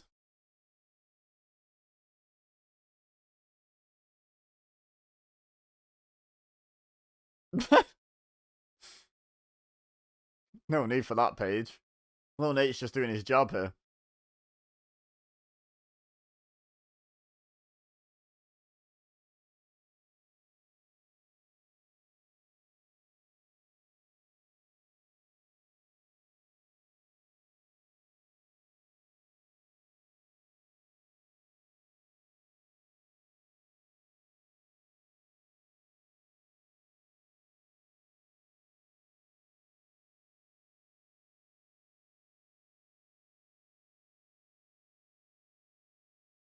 It's been a good show, honestly, this so far. Pacing's so much better. It was such a slow, plodding style on Super Bowl 3, just throughout, like with very few exceptions.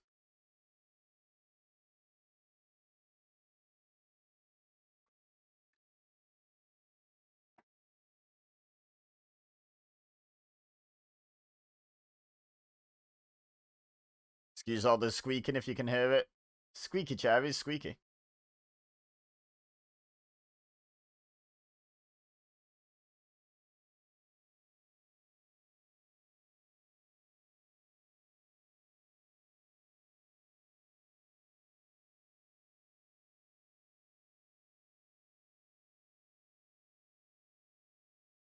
There's a tap. Next match, let's go. Actually, no, let's not. Let's not go because that would mean my prediction was wrong, and I want my predictions to be right. I don't know if Benoit ever won the US title in WCW, did he? I'm really not sure. But I also didn't know that Rick Martel held the TV title, you know, so shows what I know about my WCW history.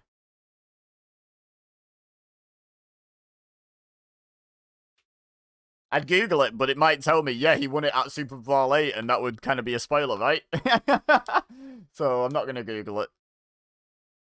I think he won the US title in WWE. Weren't him and Booker T feuding over it? Like Best of 7 series or something. Wasn't that the US title? But I don't know if he actually won it in WCW.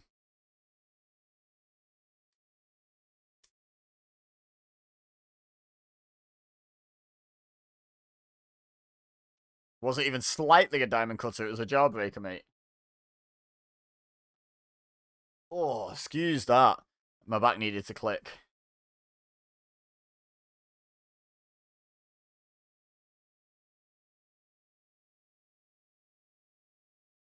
DDP's hair was fantastic, wasn't it?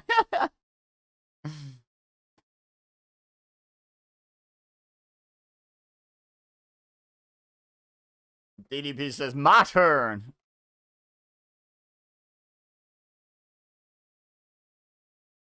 Benoit says, nope, not your turn.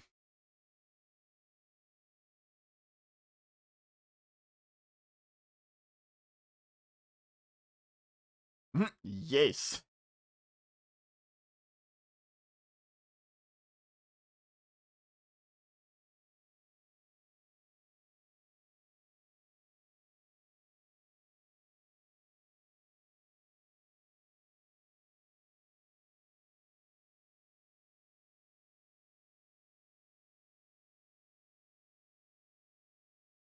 It is the same move. He's gone back to it. He's just lying down now.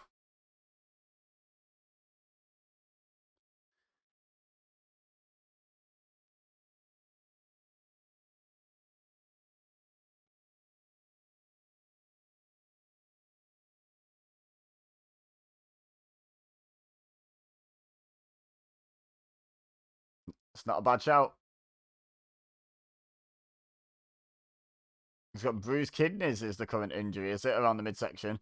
DDP just always seemed to be carrying a midsection injury of some description, didn't he? He had that wrist tape on, not wrist, rib tape on for so long. That's how you land on your feet, Booker.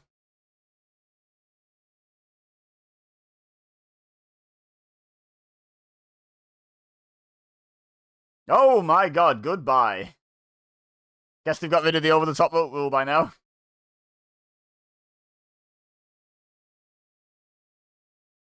Wait, so the rule was still in place and that just wasn't a DQ? What? He literally just threw him over the top rope.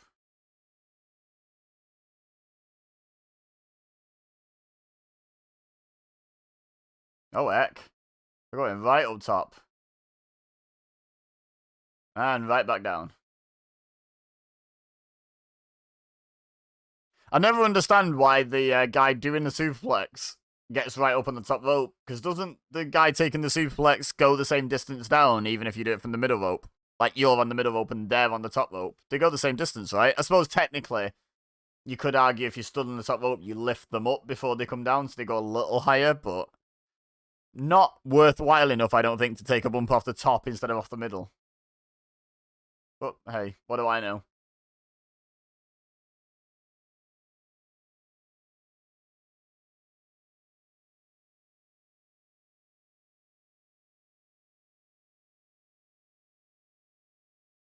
Oh. Yeah, that's a diamond cutter.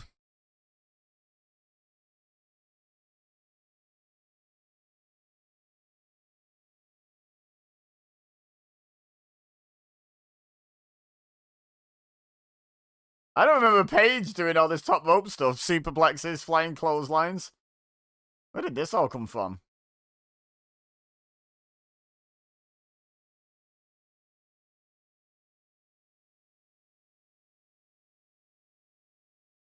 I've never understood people wrestling in jeans. I find jeans really uncomfortable.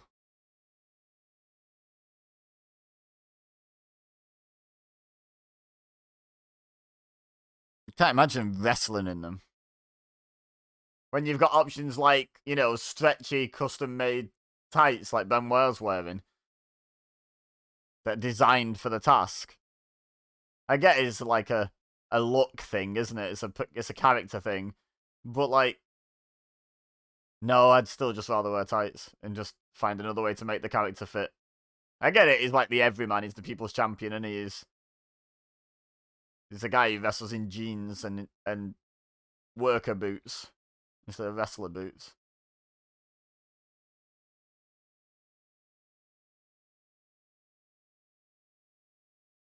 Nice. Been watching some Bailey tape.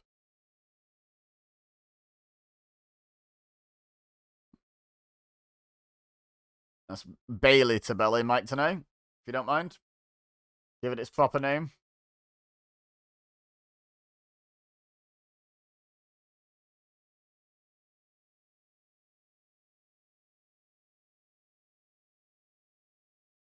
He signaled for the diamond cutter like minutes ago and still hasn't even attempted one that I've noticed.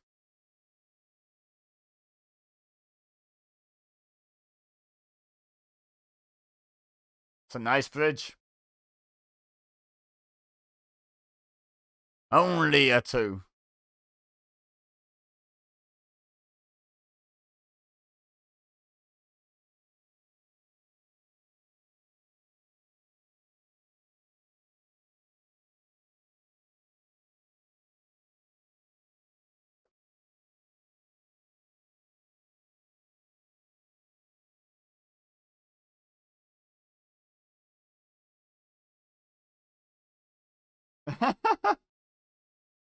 Hip toss into a DDT. All right.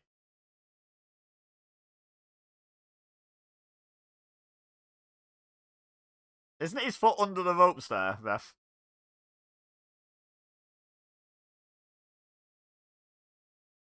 Benoit's, I mean.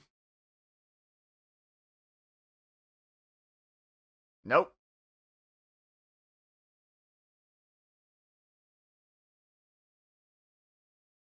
Okay, that was quite good. Quite good and unique. And 5 from 6. Hell yeah.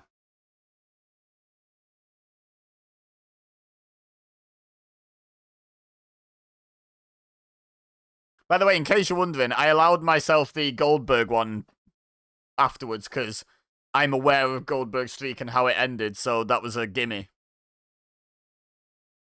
Whereas the other one, the... Who was it that I forgot to predict?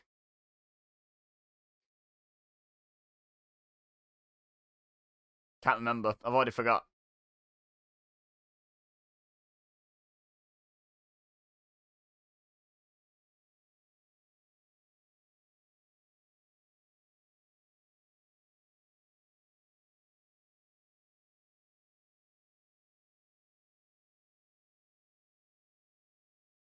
It was a pretty good finish. I didn't... a good match overall, to be honest. And I'm 5 from 6 on predictions, it would seem.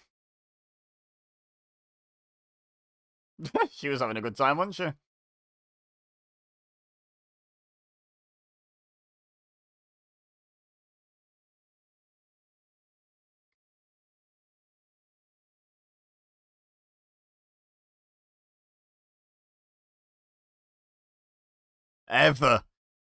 Ever seen. Wow. They make some big claims on these shows, don't they? There's a lot of evers being thrown around. Biggest and best ever.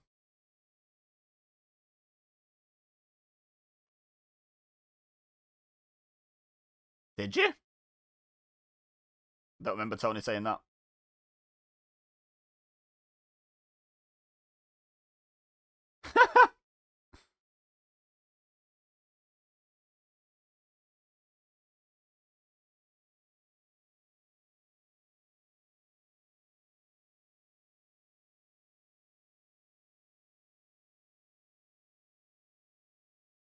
Oh, is this after he dropped him on his head?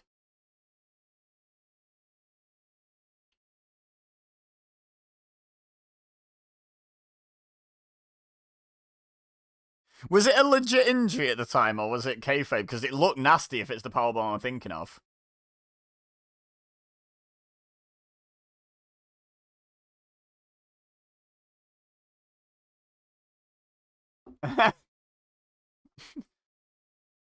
Go on, Bobby. Is it, oh, they're gonna show it. Look at them sausage fingers.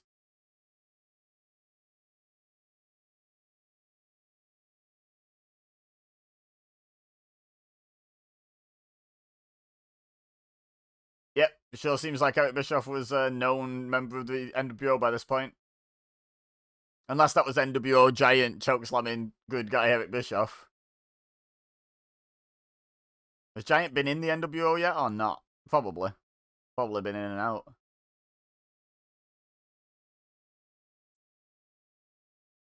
Yeah, this is the one. Oh, I don't know. It looks real nasty, but it does land across his shoulders, so it could be real. It could be a bit of a kayfabe injury. Oh.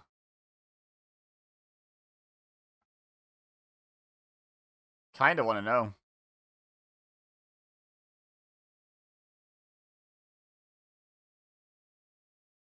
The Giant, WCW, neck injury.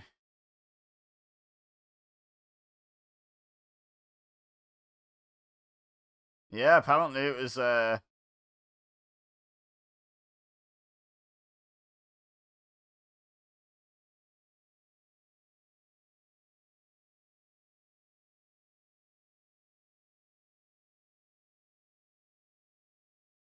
Oh, hello. We've got 1998 Miss Elizabeth and Macho Man. I loved Macho Man as well as a kid. Not gonna lie. Even as a kid, I wasn't a cheer the baby faces, boo the heels kind of guy. I just liked who I liked. I liked DDP, who was a big babyface. I liked Sting, who was a big babyface. But I also liked Laparka, who's a heel. Macho Man, heel.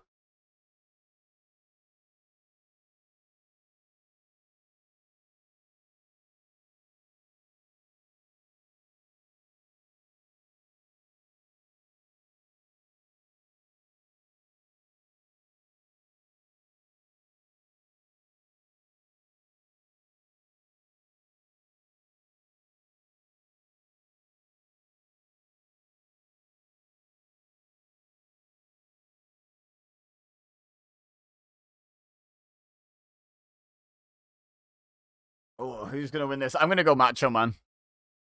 Again, kind of voting with my heart over my head. Although, again, as a kid, Luger was one of the ones I liked. Luger's one of the ones I grew out of liking, though. Like, he's not terrible by any stretch, but just not one of my favorites. But he was as a kid. I'd probably have been supporting Luger as a kid, but now here I am now going for Savage, definitely.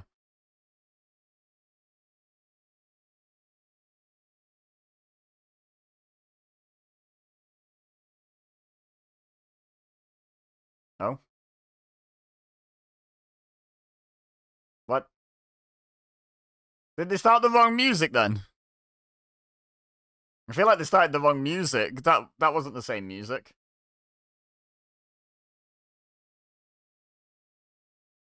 Was he? Never knew that. Chicago, Illinois. That's a good point as well. I now wanted to Google Chris Benoit, WCW US champion. No.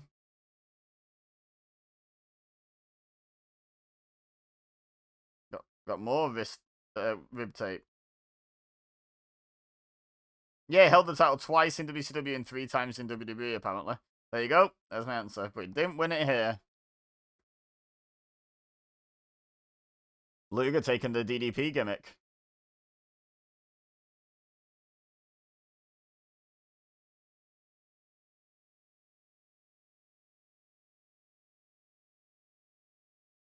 Loaded with a Benoit, we knew you'd lose sign.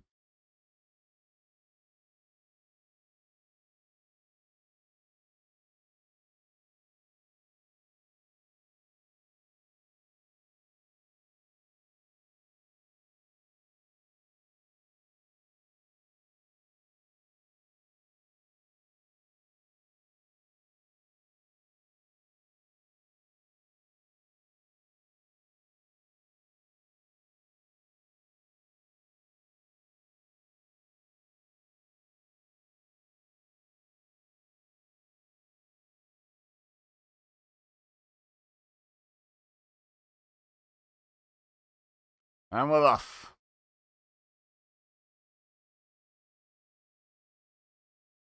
I was going to say, your ribs are doing okay now, but no, he sold it in the end.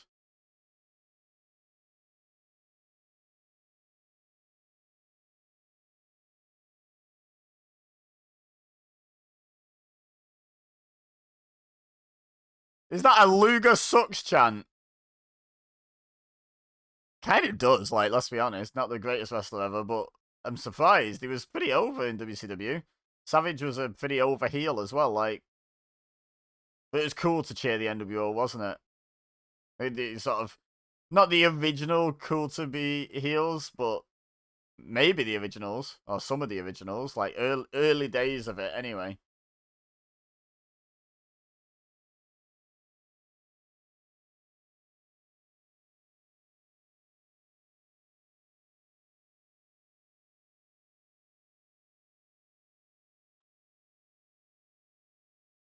I've always wanted one of the macho, the madness shirts where it's like a load of mess of words. I think it was words anyway. And then just the word madness in the middle of it. And it was Macho Man's like one of his main. It's not words, I've just Googled it. It's just a mess. But like his NWO shirt. I've always wanted one of them and they're quite hard to get a hold of.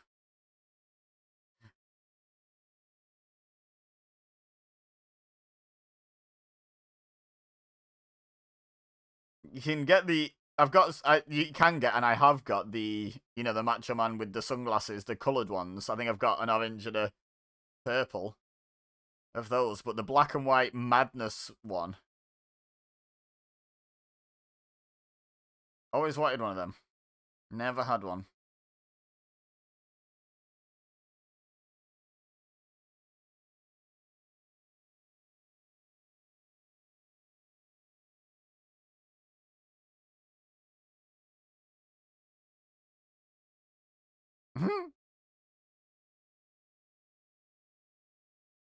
Oh my god, is he working the ribs? Who'd have thunk it?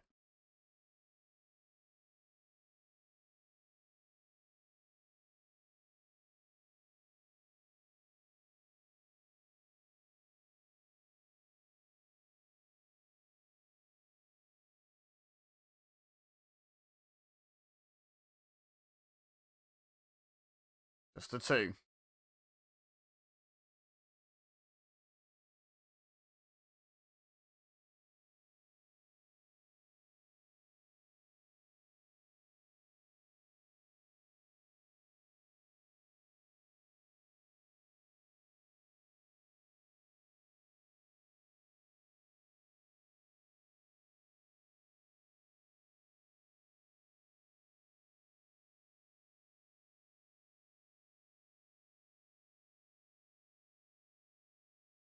And to the outside. Was this no DQ? I believe it is, right?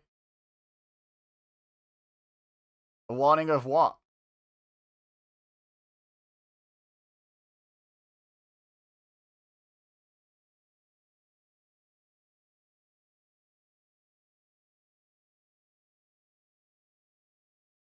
We hate San Fran.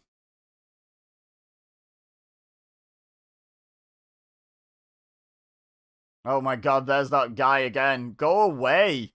Security, just deck him. He's such an idiot. Like, imagine if you knew that guy and you're watching, and he's like, yeah, I think I got on camera, watch for me, and then you saw that. I'd just be like, you're such a tool. Like, oh, the shame of knowing that guy.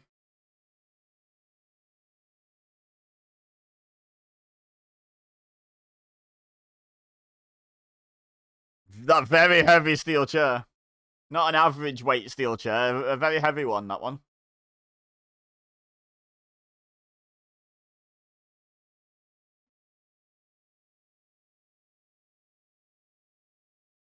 A fist to the head, he fisted him in the head.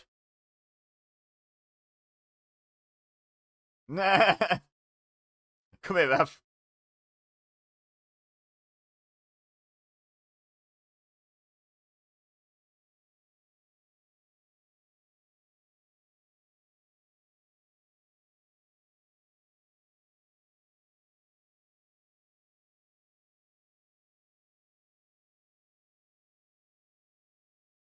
Savage about to fight the crowd.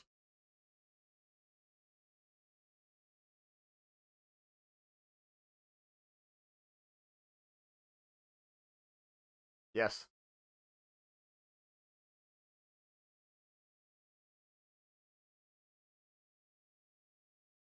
It's not a no fines match, it's a no disqualification match.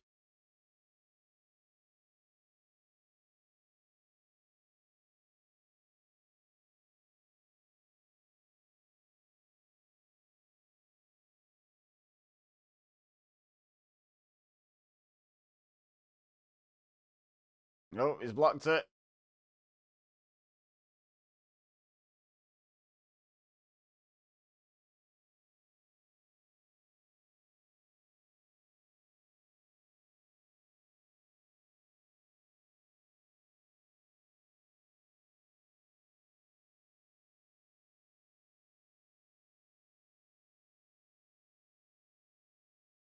No, he's not a smart babyface, he's an idiot. Like a lot of babyfaces are. No strategy, just full force forwards. Must fight, must show courage.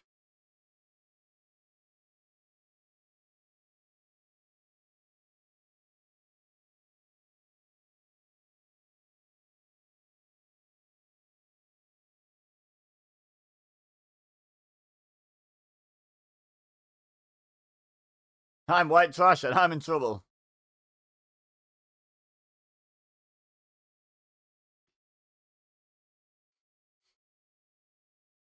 Can he not feel the wedgie he's currently suffering either? Hey up, there's Liz. No DQ. She should have just kicked him in the nuts. Go on, Liz. Go on, Liz. Oh, way up. There's the boys. Oh, there's Buff.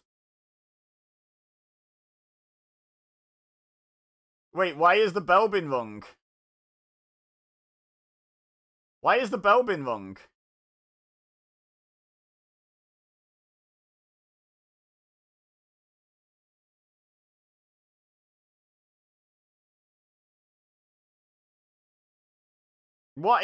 What is the bell ringing for?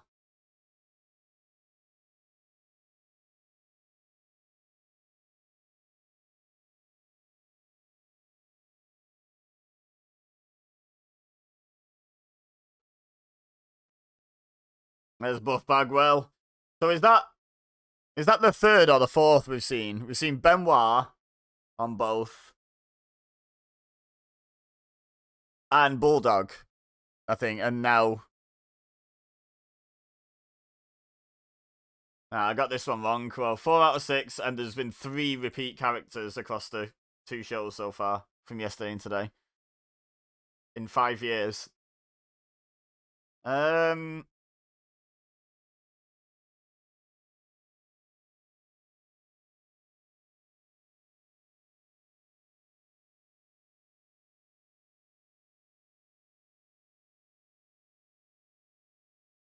Okay.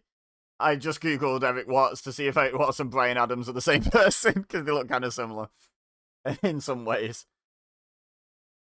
Oh, she went for the eyes. Should have gone for the nuts.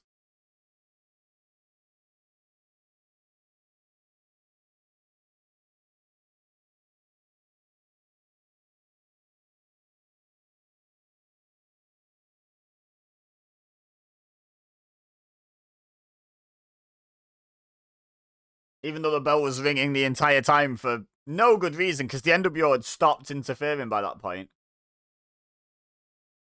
I used to hate the constant bell ringing. It was so annoying. And that's even more annoying because there wasn't even a reason for it. There wasn't an ongoing attack or anything.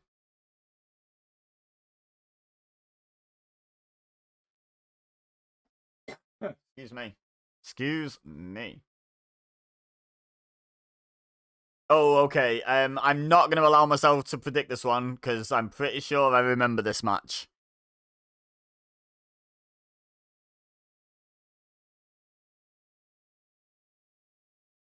Dusty. I always forget Dusty was in the NWO for a cup of coffee. Why was Dusty in the NWO?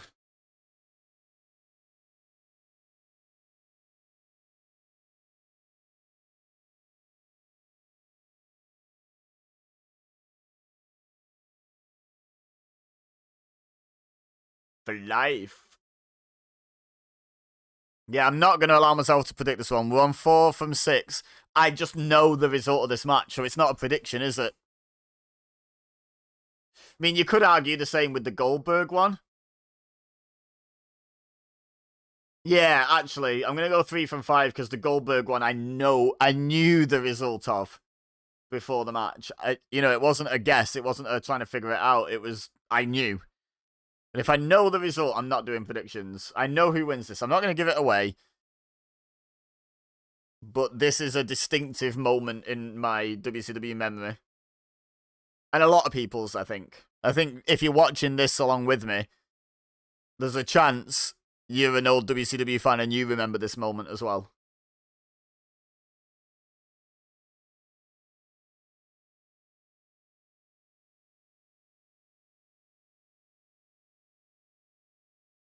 NWO.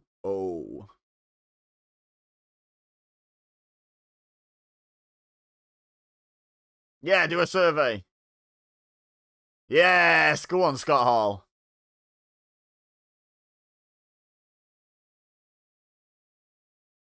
Shut up, Tony.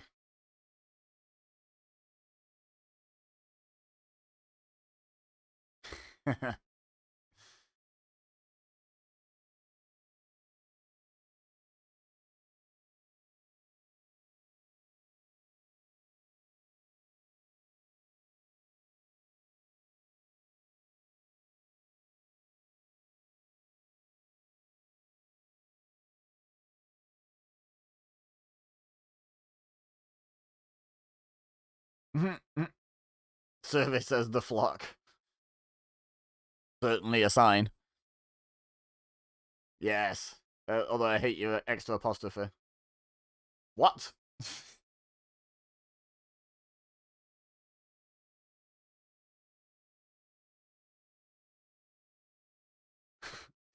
There's your answer.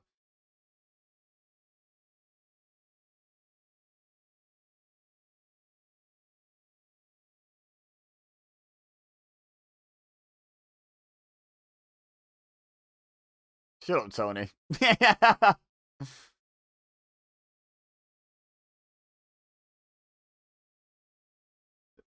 Steiner's music was really generic, wasn't it? Oh no, yeah, the intro is, but then it kicks in properly. Why have they got two lots of belts? What are the other lot?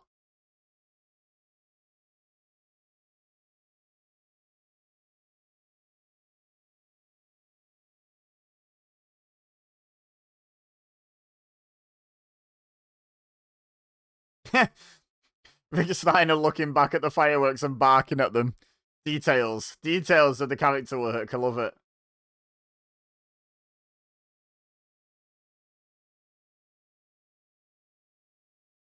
Oh, we didn't get to see him flex the peaks. There we go. Have another go.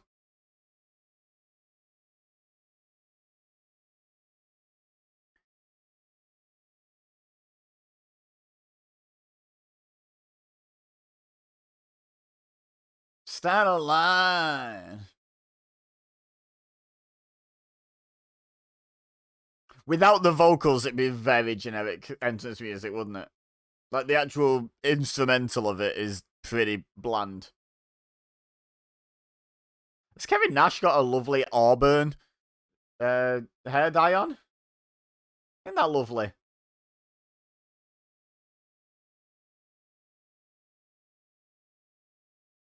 Magnificent. Right, calm down, Tony.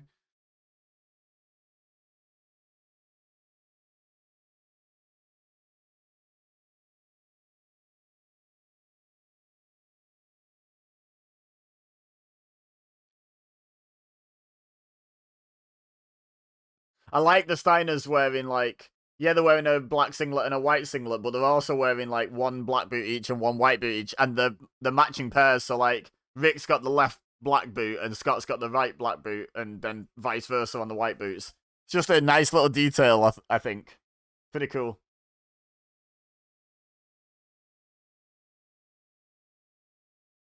So Rick and Scott Hall gonna start. There's the toothpick. I wonder if Scott Hall ever got someone in the eye with a toothpick. I assume an eyelid would be enough to stop a toothpick, so, like, probably not, but...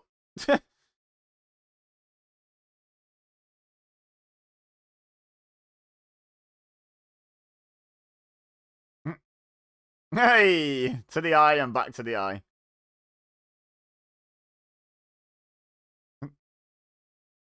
Put him on his wallet.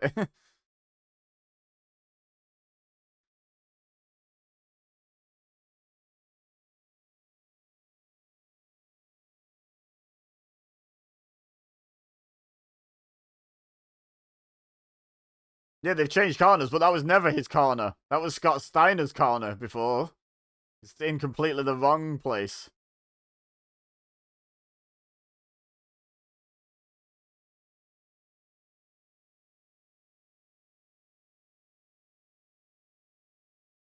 No DQ from the ref? No count?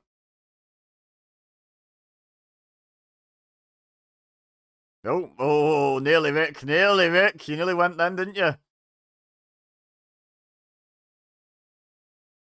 The funny thing is, I don't even think the matching boots.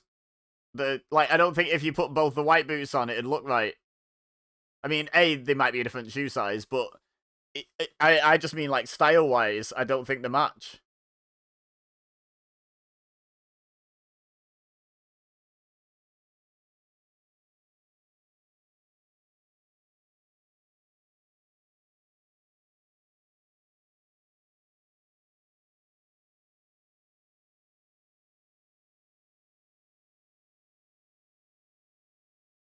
There it is.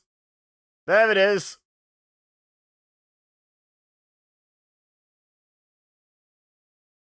Too sweet to them both.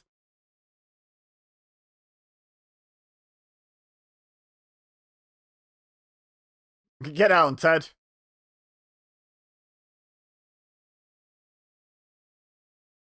Oh, no. He did indeed.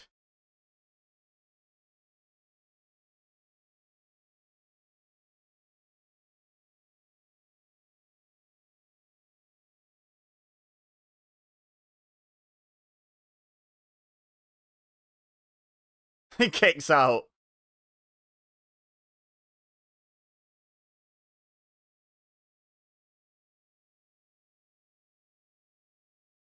So just send Rick into Scott's corner, tag, and lie down for them then.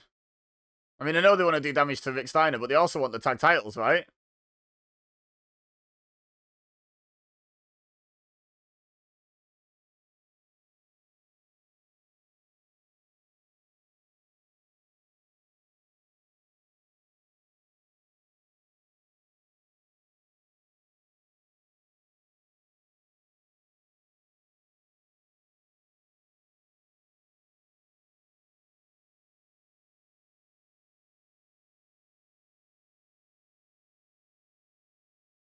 Oh,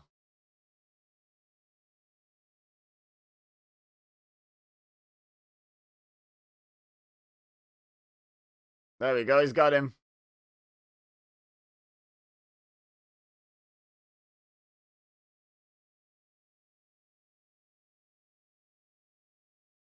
And that's why I remember it, ladies and gentlemen.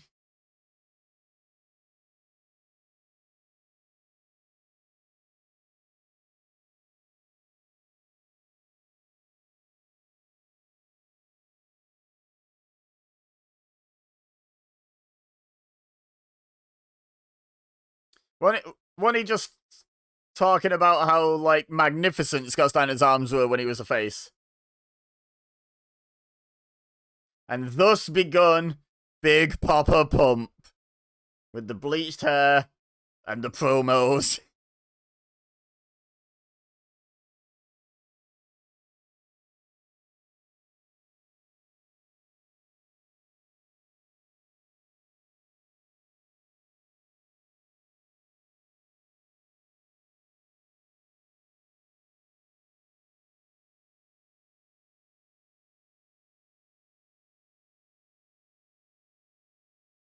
So yeah, I remember that moment distinctly, so that's why I'm not predicting this one. But I don't remember who wins the main event, weirdly. Like, genuinely, I weirdly don't remember that. Indeed, Scott.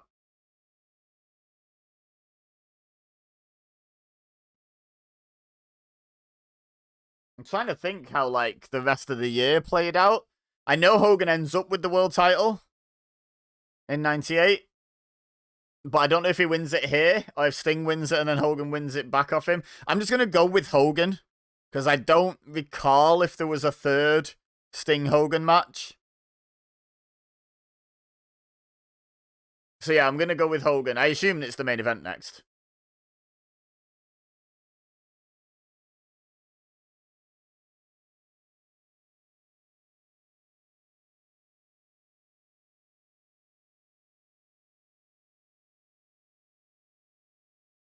I mean, it's kind of a too sweet, but he keeps forgetting to put his fingers up. He's just like all four fingers. It's like the chef's kiss, the badababoopy symbol, but then turned over and used as like the cobra.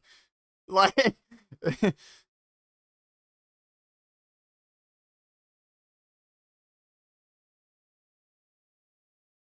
new world order.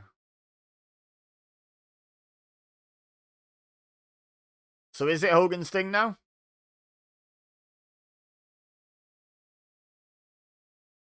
Uncensored. Oh, with a monkey.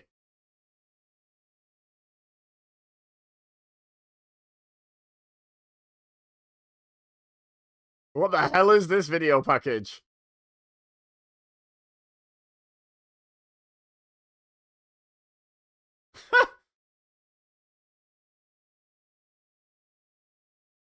Okay.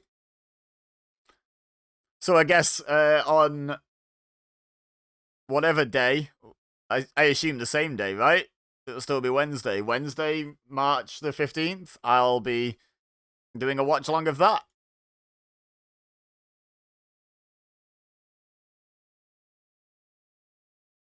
Yeah, it is still a Wednesday. Just checked. Okay, I'm predicting Hogan. Much as I'd support Sting here, I'm going with Hogan.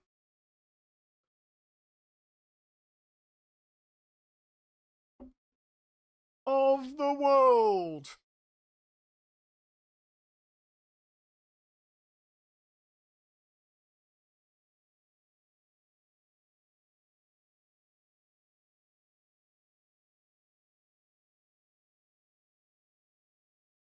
I am Michael Buffer. I am ready. I am ready, sir. San Francisco.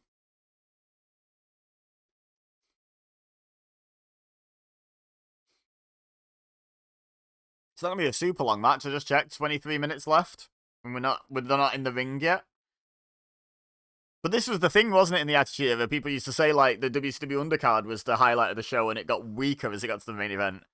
Whereas WWF started with a weak undercard and ended up with some amazing main events.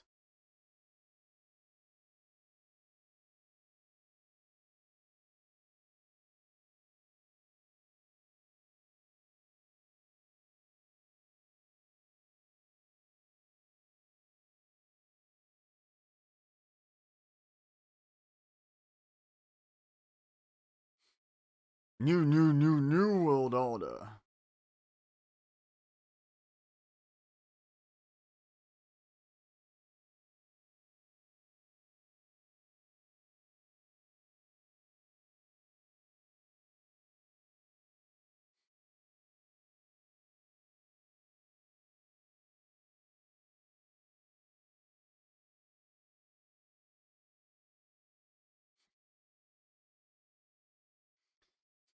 Hogan 275. Hogan and Booker T the same weight.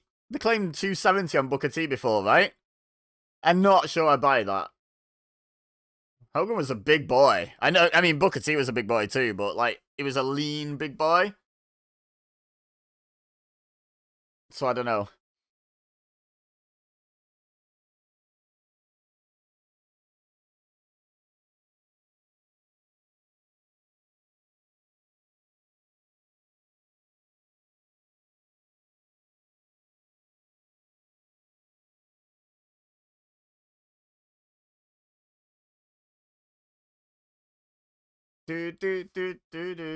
Not Voodoo Child. I'm wondering if that's a network decision or if he just wasn't using it that show. Because I think sometimes he didn't use it. But there's also the chance that it's like the same as the Chris Jericho one. They're using the music they're allowed to use.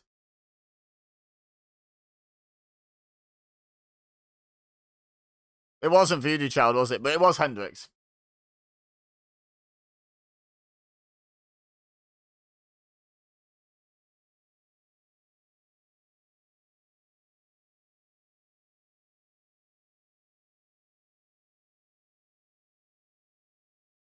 No, it was Voodoo Child. I was right.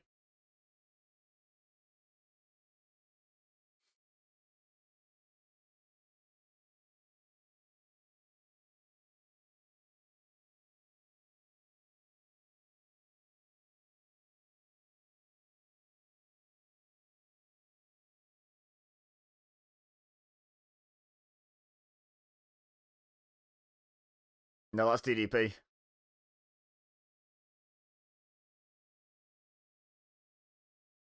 He still does his. He gets out there, but he still does his intro.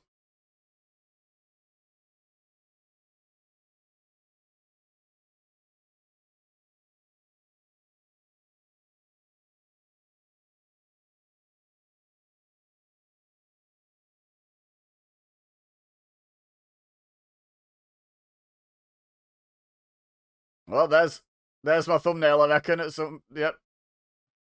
I'm sure I'll find a thumbnail in that.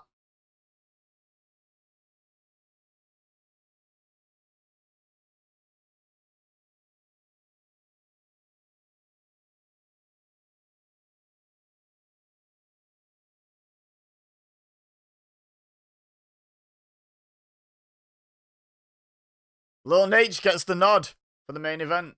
Love to see it. So if they're guaranteeing a winner and, they'll fight till one man can't fight no more and a little bit of leniency with the rules, why not just also make this no DQ? Because that's what you're essentially saying, isn't it?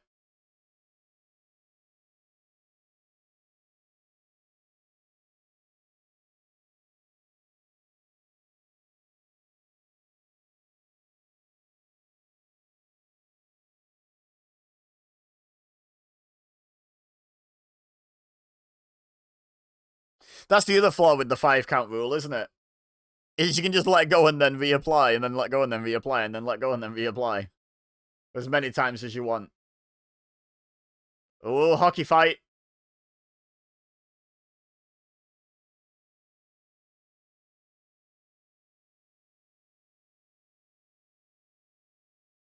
He'd choke him with his coat.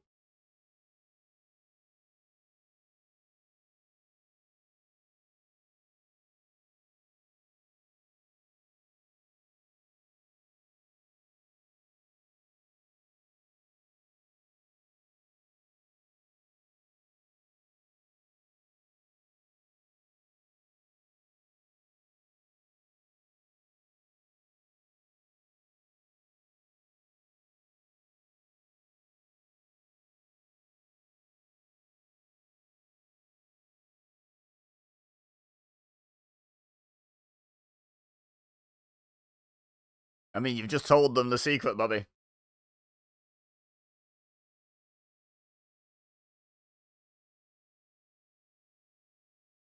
Knife edge chops from Hogan. Throwing him lefty as well.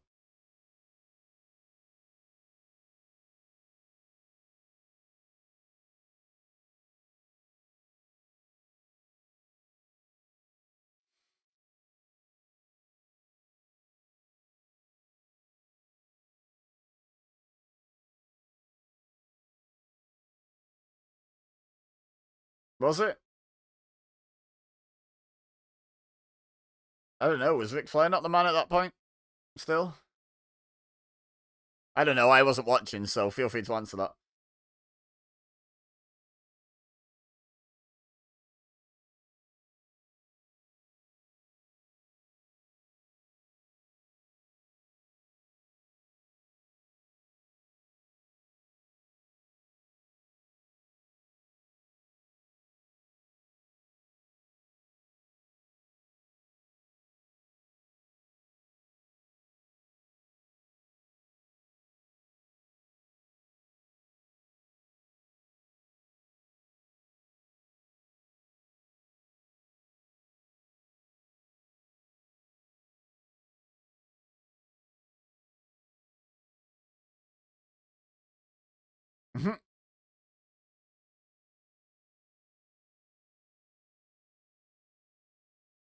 Hollywood Hogan is the peak of Hogan's career. We're all in agreement on that, right? In terms of quality.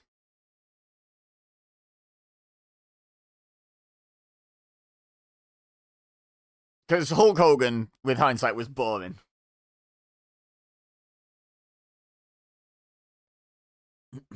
But Hollywood Hogan was much more interesting and a much needed rejuvenation of the character, in my opinion. Forget Hulk Hogan, Hollywood Hogan, Terry Bollea, the person. I'm talking just in terms of the professional wrestler, the performer. This is the peak, right? Like, we don't care about Terry Bollea at all, and that's fair. Oh, well, I can't speak for you, but I don't. Screw that guy.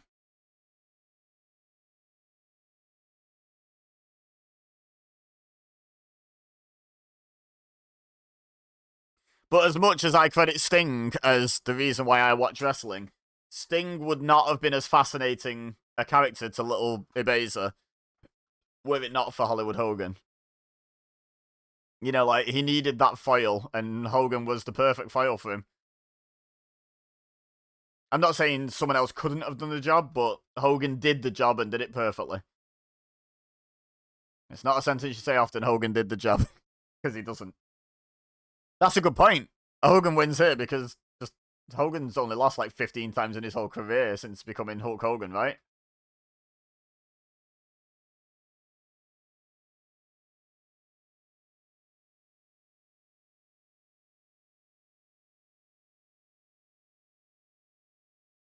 Yeah.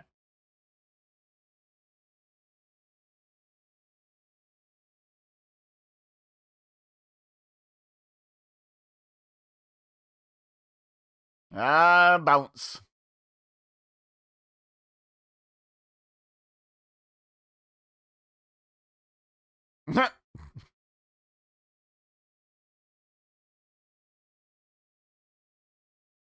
Well, this has turned into a different kind of show. Hit him right between the eyes with a weightlifting belt. Imagine. Just decking him straight down the middle of his face.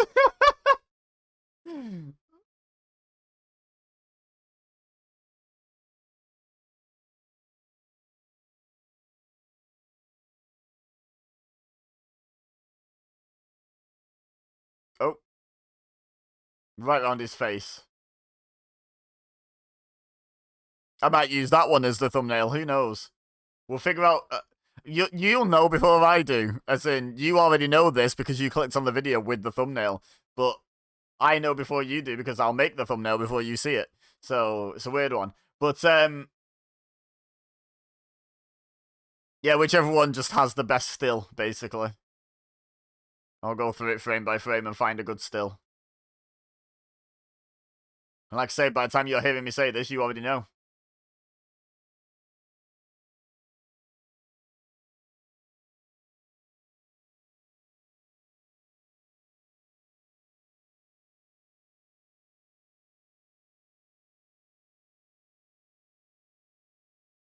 This is the biggest match he's ever had. Again, big claims. Oh. Swing and a miss. Swing and a miss.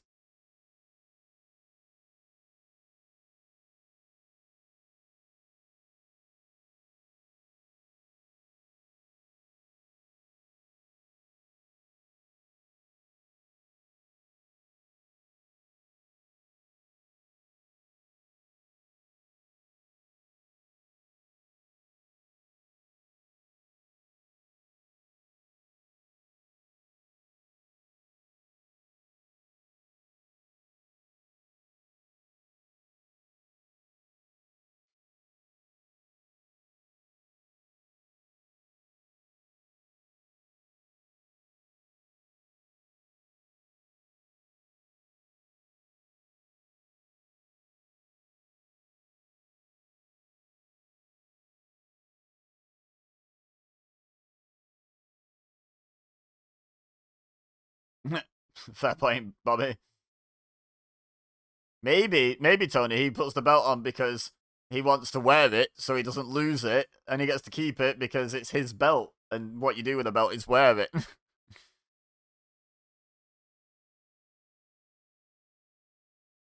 I see what you did there.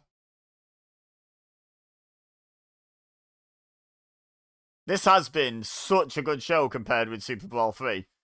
Like, and not even just compared with Super Bowl 3, this has just been a great show.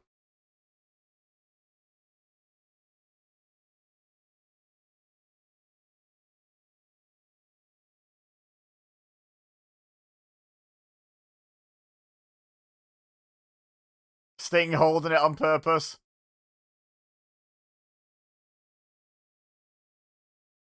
Why is... What?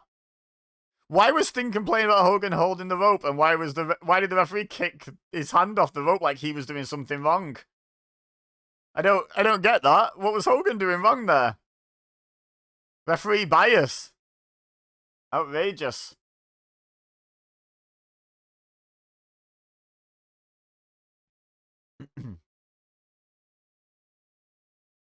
Oh, heck, look who it is.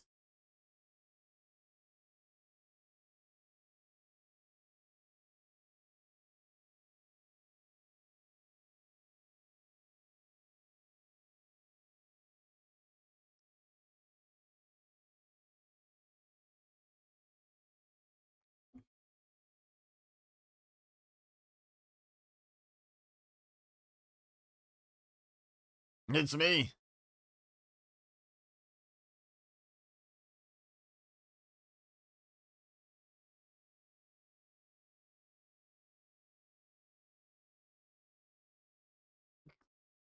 Oh, okay.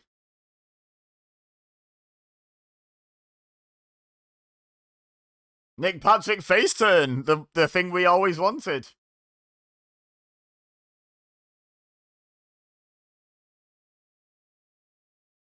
Everyone was waiting for that Nick Patrick face turn, right?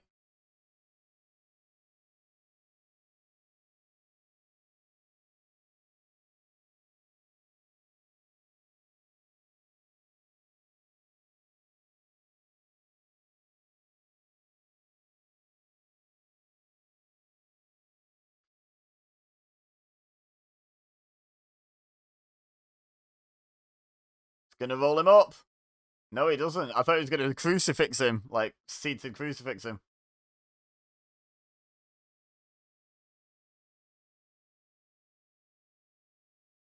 Oh, hello.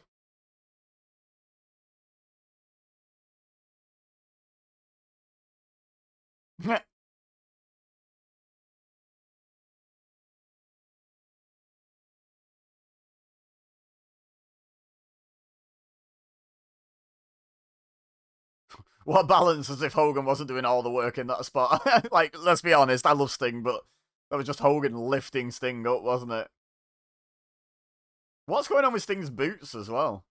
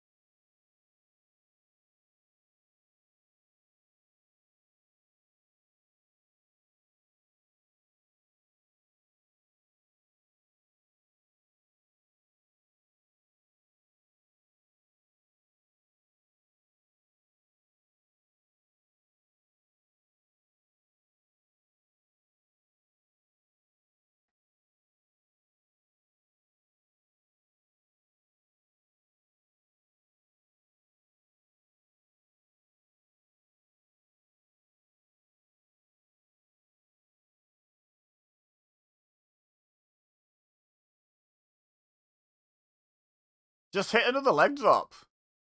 I'll never understand, like, when someone has a finisher like a Hogan leg drop and you've got the guy down, you keep picking him up and rolling him up. Just hit another leg drop. It's your finisher. Just hit another one.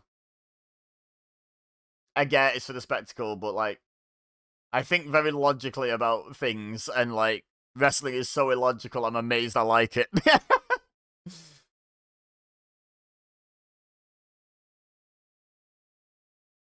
Trash talking some little kid.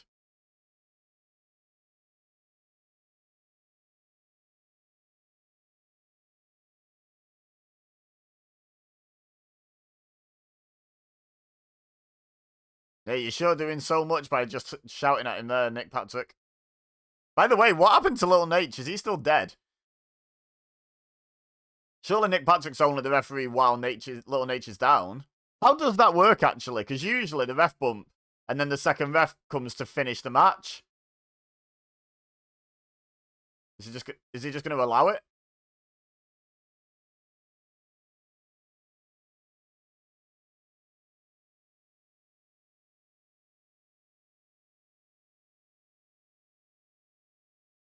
But yeah, how does that work? Like, if Charles Robinson gets back up now, does he get in and say, "Hey, Nick Patrick, out. I'm the ref for this match"?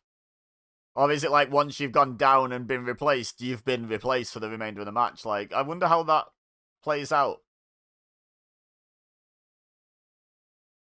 Not that wrestling has consistent rules in any way, shape, or form, but if it did.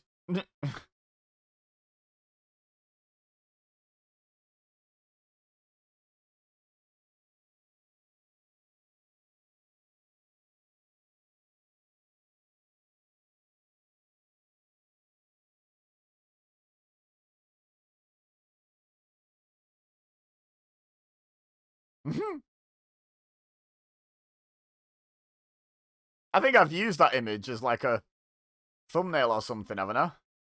Oh god, have I already done a watch along of this show? I don't remember doing. God, I hope not.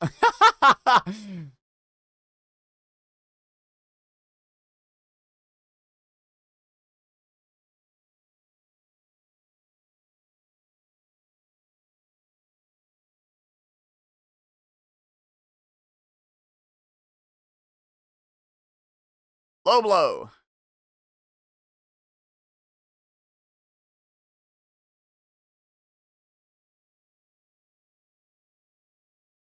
Wait, Savage just took out Hogan.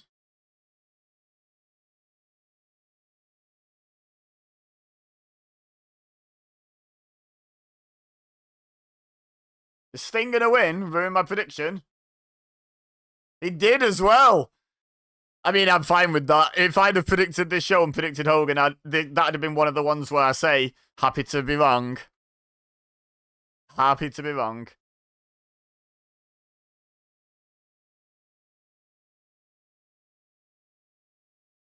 Where do you get that from? Oh, is that what Savage hit him with? I think that might be what Savage hit Hogan with.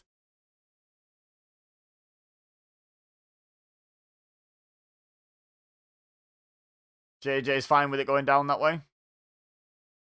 Oh, I wouldn't take it on the chest, Hogan.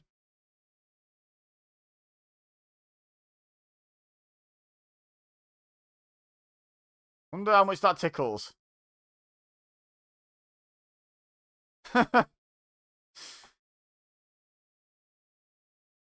Okay, that was a really good show, guys. Like I genuinely enjoyed that pretty much start to finish. Were there any weak bits? I guess there was a couple of lulls in action, but generally speaking, the pacing was great. There was no faffing about going to the commentators in between every match. Like, there was a little bit of that, but not to the extent there was on Super Brawl 3 with Johnny B. Bad and Missy Hyatt and Eric Bischoff. Like, there was none of that gubbins. There was no weird vignettes like the Sting Vader match. There was no slogging, slow, boring, miserable matches like most of the matches on Super Brawl 3. This was just way better. And not just better than Super Brawl 3, this was just a good show, I think. Like, let me know your thoughts in the comments, but that's my thoughts. Really good show, really enjoyed it. Start to finish. No complaints. No notes. But yeah, leave a like if you enjoyed this video, this watch along. Don't forget to subscribe if you're new here, as the credits play. I won't make you sit around for the rest of them. I'll just finish the video. By telling you that all I have left to say is thank you very much for watching. As always, I've been Ibeza, you've been amazing, and I will see you next time.